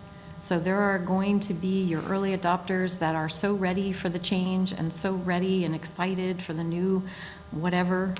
You're going to have people that are like, you're going to have to sell me a little bit more on this. And you're going to have your resistors. Hopefully, and what I've learned is they're more in the minority. Once they start to see their colleagues moving along, they're more apt to join. But I think you have to respect that. You can't set and determine a change and walk away. You have to accept that people are going to need different things to make that change actionable. So you have to think about what is needed for this change to be successful and sustainable. A lot of times change will start to happen and lose momentum because it hasn't been thoughtfully planned out. The plan has to go from beginning to sustainability. You have to be able, at the end of a good change, walk away and know that that's going to become part of the practice of educators. And if you don't follow it all the way to the end, it doesn't resonate and stick. And you'll find 3 years later, there's only a few people doing what you attempted to do. So that's one thing I've learned, that you have to be very thoughtful, and you have to explain to everybody where you're going and what the indicators for success are going to be. And you can't overwhelm them and say, we're going to change this, and then we're going to change this, and then we're also going to tweak this. You really have to think about what is the priority and provide all the levels of support for your large continuum of people in different, some people are going to be able to do it independently. Some people may need somebody to go in and model lessons and do some one-on-one coaching. There may be a need for, a student survey to check in. How is this feeling to kids, So you have to kind of think about all of those things as you're moving forward. But the change is hard piece is important to remember throughout the entire process, because it can be hard at first and then it turns exhausting. And when it turns exhausting is when you start losing people. So you have to think about where you start feeling and sensing the exhaustion and kind of do something to revigorate the cause and restate the purpose and help people. I think another thing that's important about change is we don't celebrate along the way. It's like, this is all really hard work. We're going to do really, really hard work for a really, really long time. And we're going to require a lot of you. And sometimes it's great to just allocate some professional development time to just, let's look at where we've been, right? Where did we start 5 months ago? And let's look at where we are now. Look at what we have accomplished. And most importantly, how are kids benefiting from that work? And once you turn a teacher's lens to how what they've been doing is translating to kids, you're revigorating the cause. So I think that's a little bit of my experience on change. But I think also one more point on change is you have to have high expectations that it's going to come together. that once the leader starts to waver, people will start to think that maybe they can get away with not doing certain things, or you really have to hold people accountable to the work. So there's a complexity with that. And then closing racial achievement gaps, I can give you a very concrete experience that I've had. And it involves the work that I'm engaged in supporting our METCO students from Boston. When I came to Marblehead, it was clear that our students from Boston were not excelling academically in the same percentiles as our white population of students. And so I started to really be concerned, because these kids are on the bus for 2 hours a day, and they're coming to Marblehead to succeed, not to fail. And so the principal and I and the student support team at the high school have more consistent communication about student progress. So after every term at the high school, the principal will send me a report of every student and how they are doing, and highlight for me the students that are at risk of failing and what's going to be different for that student in the next term. So we can't keep doing more of the same. We need to identify when we're not meeting a student where they are, and make changes immediately. So I will say in the course of 2 years, that really focused lens on our students has improved.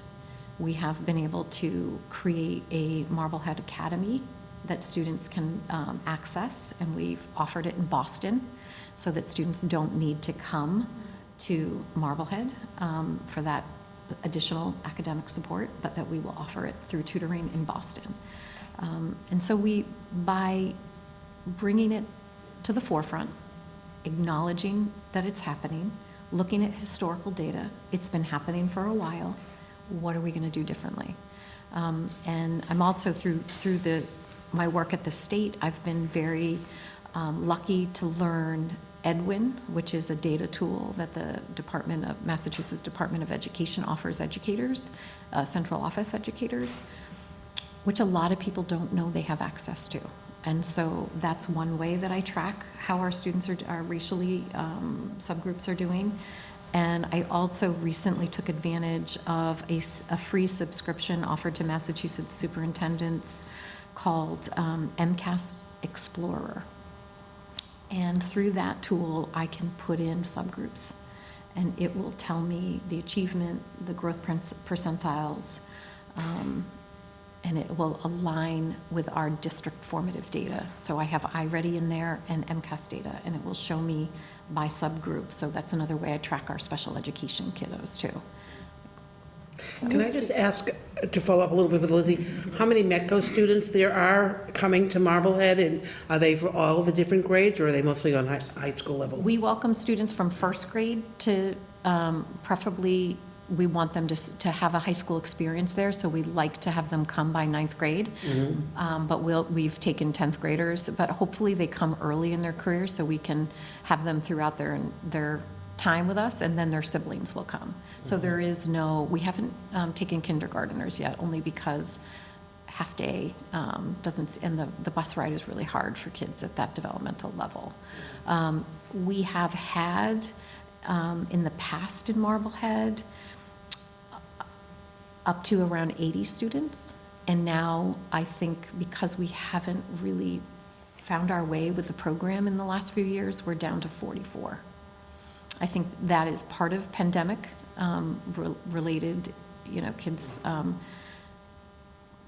didn't come back after the pandemic, some of the remote learning piece. They went to the Boston schools, but it's also because I think there are other communities doing a better job with the METCO students, and so parents are advocating for the best experience for their kids, and so they're choosing other districts. Can you speak to the actual outcome of the program? So you said that it sounds like a couple years ago is when you established it. Any gains that have been made? So the MECO program was established in the late, No, I mean your Okay. Marblehead Academy. I'm Oh, sorry. the So Marblehead the actual Academy, sure. intervention that you had for these particular Awesome. students, what were the outcomes? okay, so students were able to either make up work or close a gap so they could go on to the next class. So they weren't going to have to fail something. So they had this opportunity to have additional instruction. So there wasn't an and/or situation. They were able to get what they needed to be able to continue on the progress of the continuum and move forward with the next course selection. So if there was a student that, and this academy is also open to everybody. We did not, it came from us looking at our Black and brown student data, knowing we needed to do something better for those students, but we opened it to all students. So we do have students that are in similar academic standing that attend because they need additional support as well. This is, I think we've only had it, we had it for, I think we've done 2 sessions. And I know we're talking about it right now because we're in the budget season, but we're talking about it again. Does that answer your question? Yes, thank you. Okay. So you probably got to see a little bit about our overcrowding in the schools Yes. while you were visiting. Did. And you may know Milton built or rebuilt all 6 schools in the early 2000s, and the challenge is that we built them and then they came, and now we're overcrowded. It started at the elementary schools, elementary level. It's still there, but it's Yeah. moved up Yeah. into the middle school and the high school. Yeah. And to the point at the elementary level where we really have 5 schools worth of students in 4 buildings. Right. The town has established a school building committee to address this long-term issue, Right. and has been working for several years on that. 2 members of the school committee sit on that as well. But a school building project will take a great deal of community support, as you can imagine, for building a new school. And I'm just wondering what you would see your role would be as a superintendent in bringing the school building project to fruition.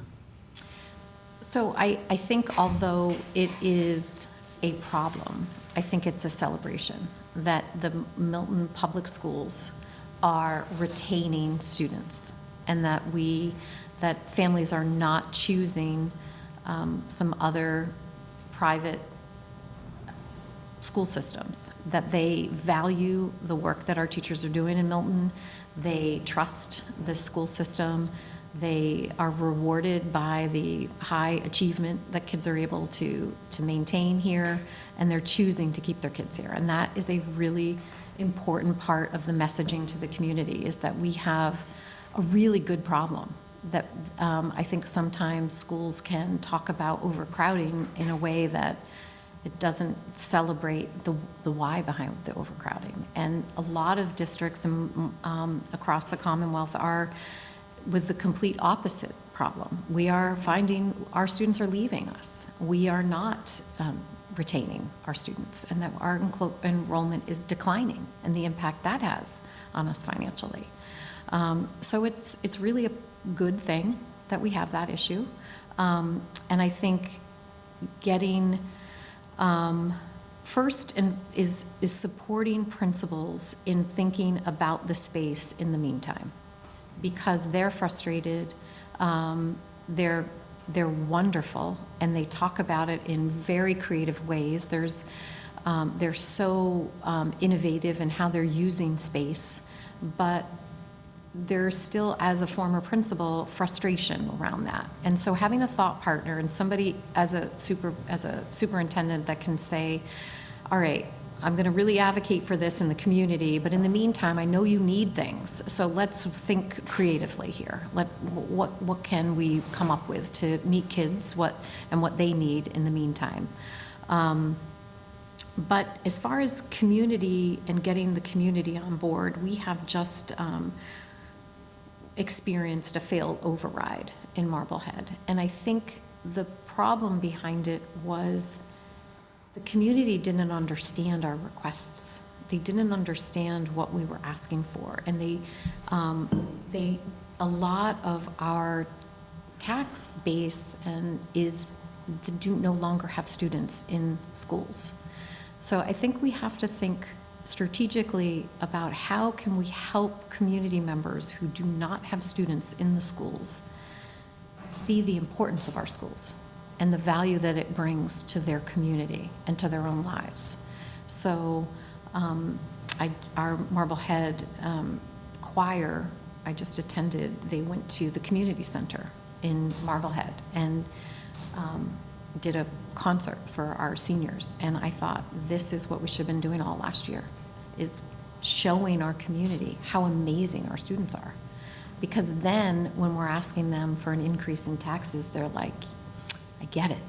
That music program is really fantastic. I'm going to get behind that. You know, I get why they need that. Having students, you know, out in the community, you know, there's a lot of opportunity for them to be, you know, are we offering Senior Citizen Day at sporting events? Are we offering community members for free entrance, free day? You know, bringing the community to us is important part of the superintendent's role, is thinking strategically about building that bridge. How can we get our community on board with our needs? Because it costs them money. And so everybody wants to know what they're going to get for their money, every good spender. So let's show them all the wonderful things that we have and how much our students are benefiting from what they're getting at our schools. Thank you. So I'll go another time. I just want to ask you a little bit about talking to us about teacher recruitment and teacher retention, and particularly with the diversity of our population, cultural and racial diversity, trying to attract teachers who also represent that diversity in our student population. Because that's a challenge, not just for Milton, but for lots of communities in the area. So what specific steps would you consider or think would be helpful to try to improve our recruitment in that arena? Okay, so I'll speak to retention first. Milton is a destination district for an educator. They should, this community is very supportive. You have a robust budget that supports teaching and learning, but teachers need to feel that. So in order to retain our teachers and our educators, they have to feel valued and feel respected and supported. We have to know that coming out of a pandemic, there are people that I work with and have worked with for years that are leaving the field of education. They just don't have the bandwidth for it.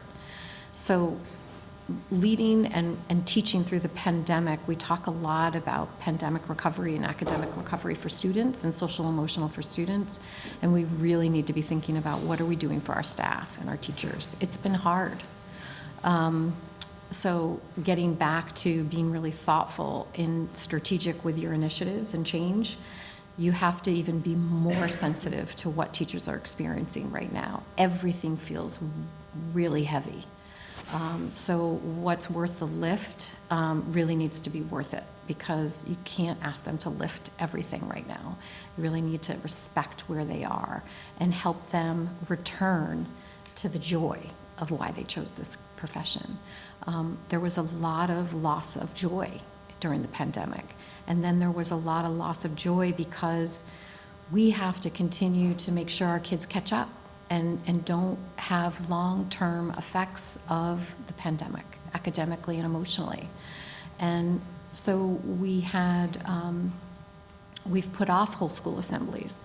We haven't maybe had as many opportunities, social gatherings for kids. We haven't had large groups of families, events in schools, because we're still a little timid and shy around COVID and pandemic-related communications.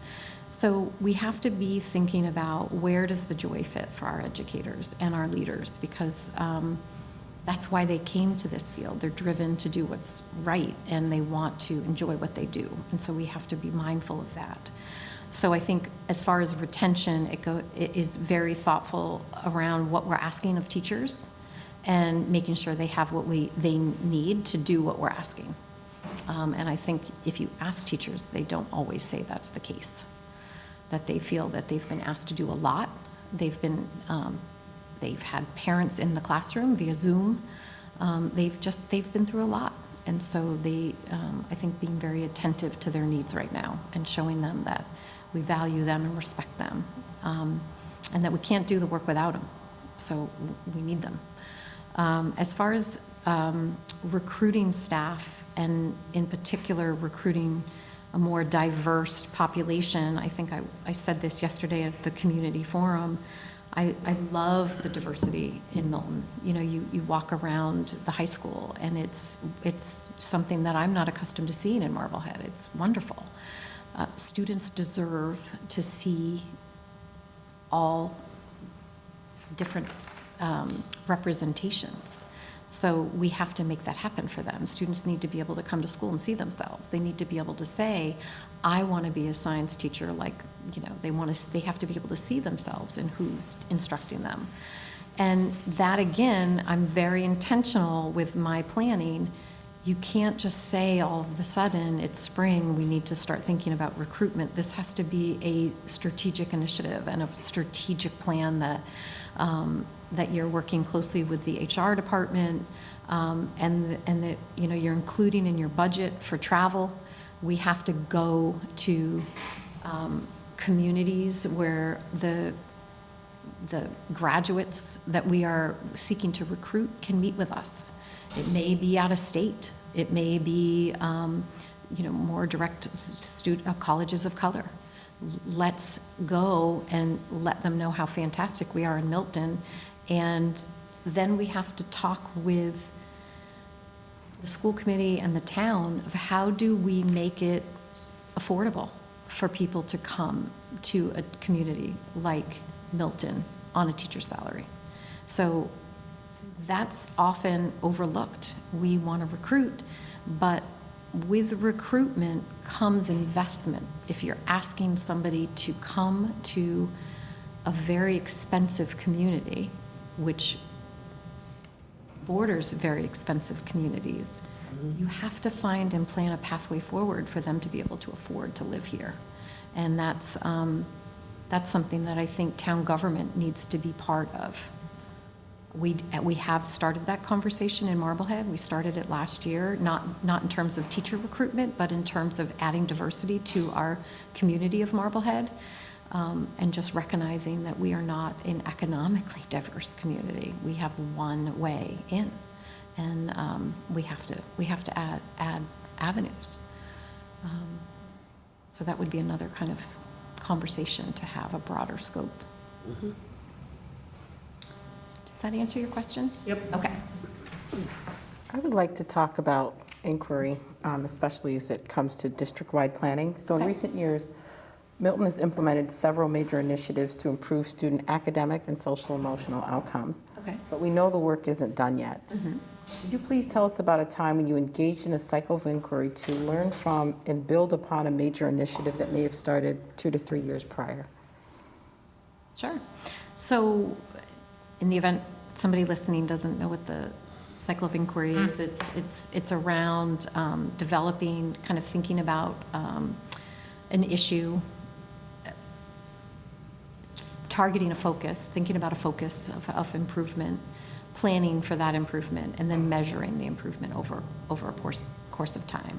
So I don't know, those of you who are newer to school committee may not know this language, but race to the top money, I don't know if you do remember. So race to the top money, which was provided by the Department of Education in Massachusetts years ago, was very clearly outlined to be used for cycle of inquiries. And so that's where a lot of districts became very good at doing that work. So in Lowell, we would would talk about, I remember going through a cycle of inquiry around instructional strategies for our second language learners and using, so we were trying to identify a high leverage approach. So we looked at student data around, I'm trying to tease back my memory here, it's been a bit, but we looked at our students' fluency and ability to articulate to a prompt, and then planned for opportunities for purposeful discourse and conversation with scaffolds and with little sentence stems, and kind of measured over the course of time, taught that with that particular tool, and then measured for growth, and did that translate. And so those kinds of cycles of inquiry during that time when we had a lot of funding were happening quite often in classrooms, at the district level. We were looking at all different kinds of things. And sometimes your cycle of inquiry would come full circle and it'd be like, nope, nothing. But that's where you go with new information. Then you kind of start again with a new strategy and measure that one. So as far as coming into work and using the cycle of inquiry into something that's already been established for a few years, is that your kind of question, is how does the cycle of inquiry fit into that? No, it's like, how have you gone through it? Like literally, whether you started the initiative or not. Okay. It might be 2 or 3 years in, you're saying, okay, did this work? If it didn't work, what was the outcome? What are we going to do differently? And Okay, I great. feel like we're short on time. I'm very sensitive, so.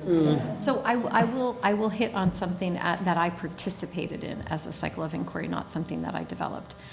When Race to the Top money was allocated, the central office at Lowell, we went through cycles of inquiry as administrative teams. So we would pick a problem of practice that we were having in a school, and then we would meet with our administrative colleagues, talk about the problem of practice. They would help us come up with something to try, and then we would go and try it and then come back and debrief. And so that was something that I had participated in. Thank you. Okay. So we are getting close to the end of our time. Oh my gosh, sorry. And I just want to give you the opportunity, if you have any questions for us or something else that you'd like to tell us about your candidacy or yourself. Okay. I think I'm very appreciative of the opportunity to be in the district yesterday. I feel like my conversations with principals and with the assistant superintendent affirmed that the work here is something that I want to be a part of.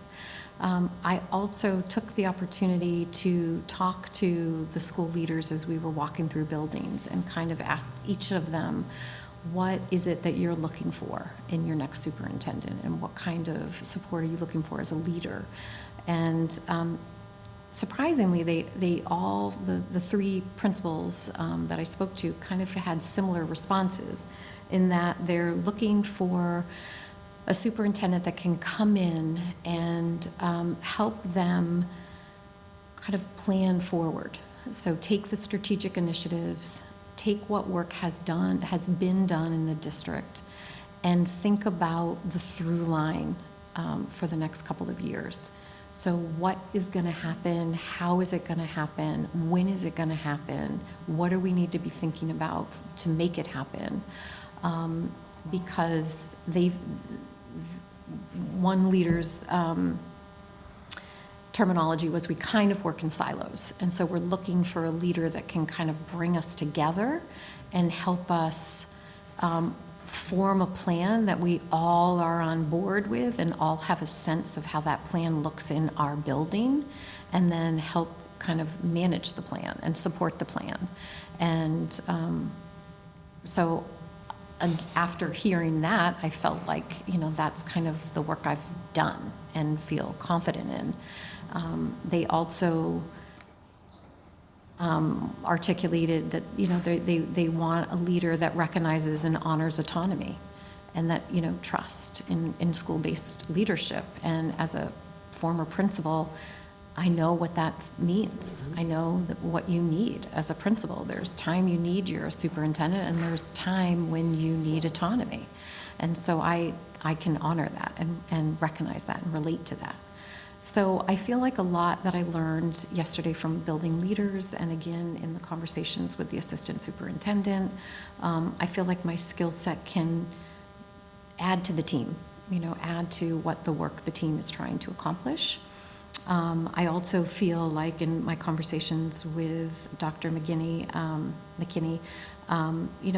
a kind of transitioning him to the ways of Massachusetts. Like we are a unique little community, and being able to understand Commonwealth law and how it relates to education, the special education laws, I'm pretty confident and fluent in my Massachusetts state standards and being able to walk into a classroom and know what standard, relatively close to knowing what standard is being addressed. K through 8, I'm still working on my high school standards. But they're very comprehensive, and Massachusetts, as you well know, has very rigorous expectations of students, and we lead the country in that. And so I feel like I can support him in his work and transitioning. Been in Massachusetts for, he was telling me since July, so he's, there's a learning curve there. Also being able to partner him with some outstanding assistant superintendents I know throughout the Commonwealth, being able to partner with some other districts that are like Milton and kind of have a think tank with superintendent leaders, and kind of bring state learning to Milton. So I am part of the Massachusetts Association of Superintendents Professional Development Committee, so I plan professional development for all the superintendents. We work on a retreat that we all attend in July, and this July it focuses on diversity, equity, inclusion, and academics. So somebody asked the important question about where's academics in all of the additional work that we're doing, and the answer is it's not. It's combined with that, and we need to now, as we come back out of a pandemic, really get back to what good teaching and learning needs to look like and sound like and feel like for kids, and make sure that they get the DEI experience and feel like they belong and enjoy the process. So I feel like as we're working at that level with the superintendents, I can bring that directly to our administrative team here and those resources that we can tap into. So I'm excited. I think I can add to the work and be a partner in the work, and I hope I've been able to express who I am and my style throughout the 2 days. Thank you. Wonderful. Thank you so much. So we will be deliberating and making a decision in open session on Friday morning at 7:30 a.m. on Zoom. A challenging part of this process. But I will send you the link to that if you're interested in watching our deliberations. We do hope to make an offer, subject to contract negotiations, to one of our finalists on Friday. Okay. But I want to just take this opportunity on behalf of all of us to thank you for coming and sharing of yourself and sharing your background and your passion for education. And it's very exciting for us, too, to think about the future moving ahead. But it's a great opportunity for you all. yeah, it really is. So thank you so much for coming and sharing everything that you have with us. Great. Thank you. Okay, thank you so much. Safe drive home. Thank you too. And I'll make a motion to adjourn. Second? All those in favor? That's unanimous. Have a good night, everyone. Thank you for joining us. Thank you. Good night.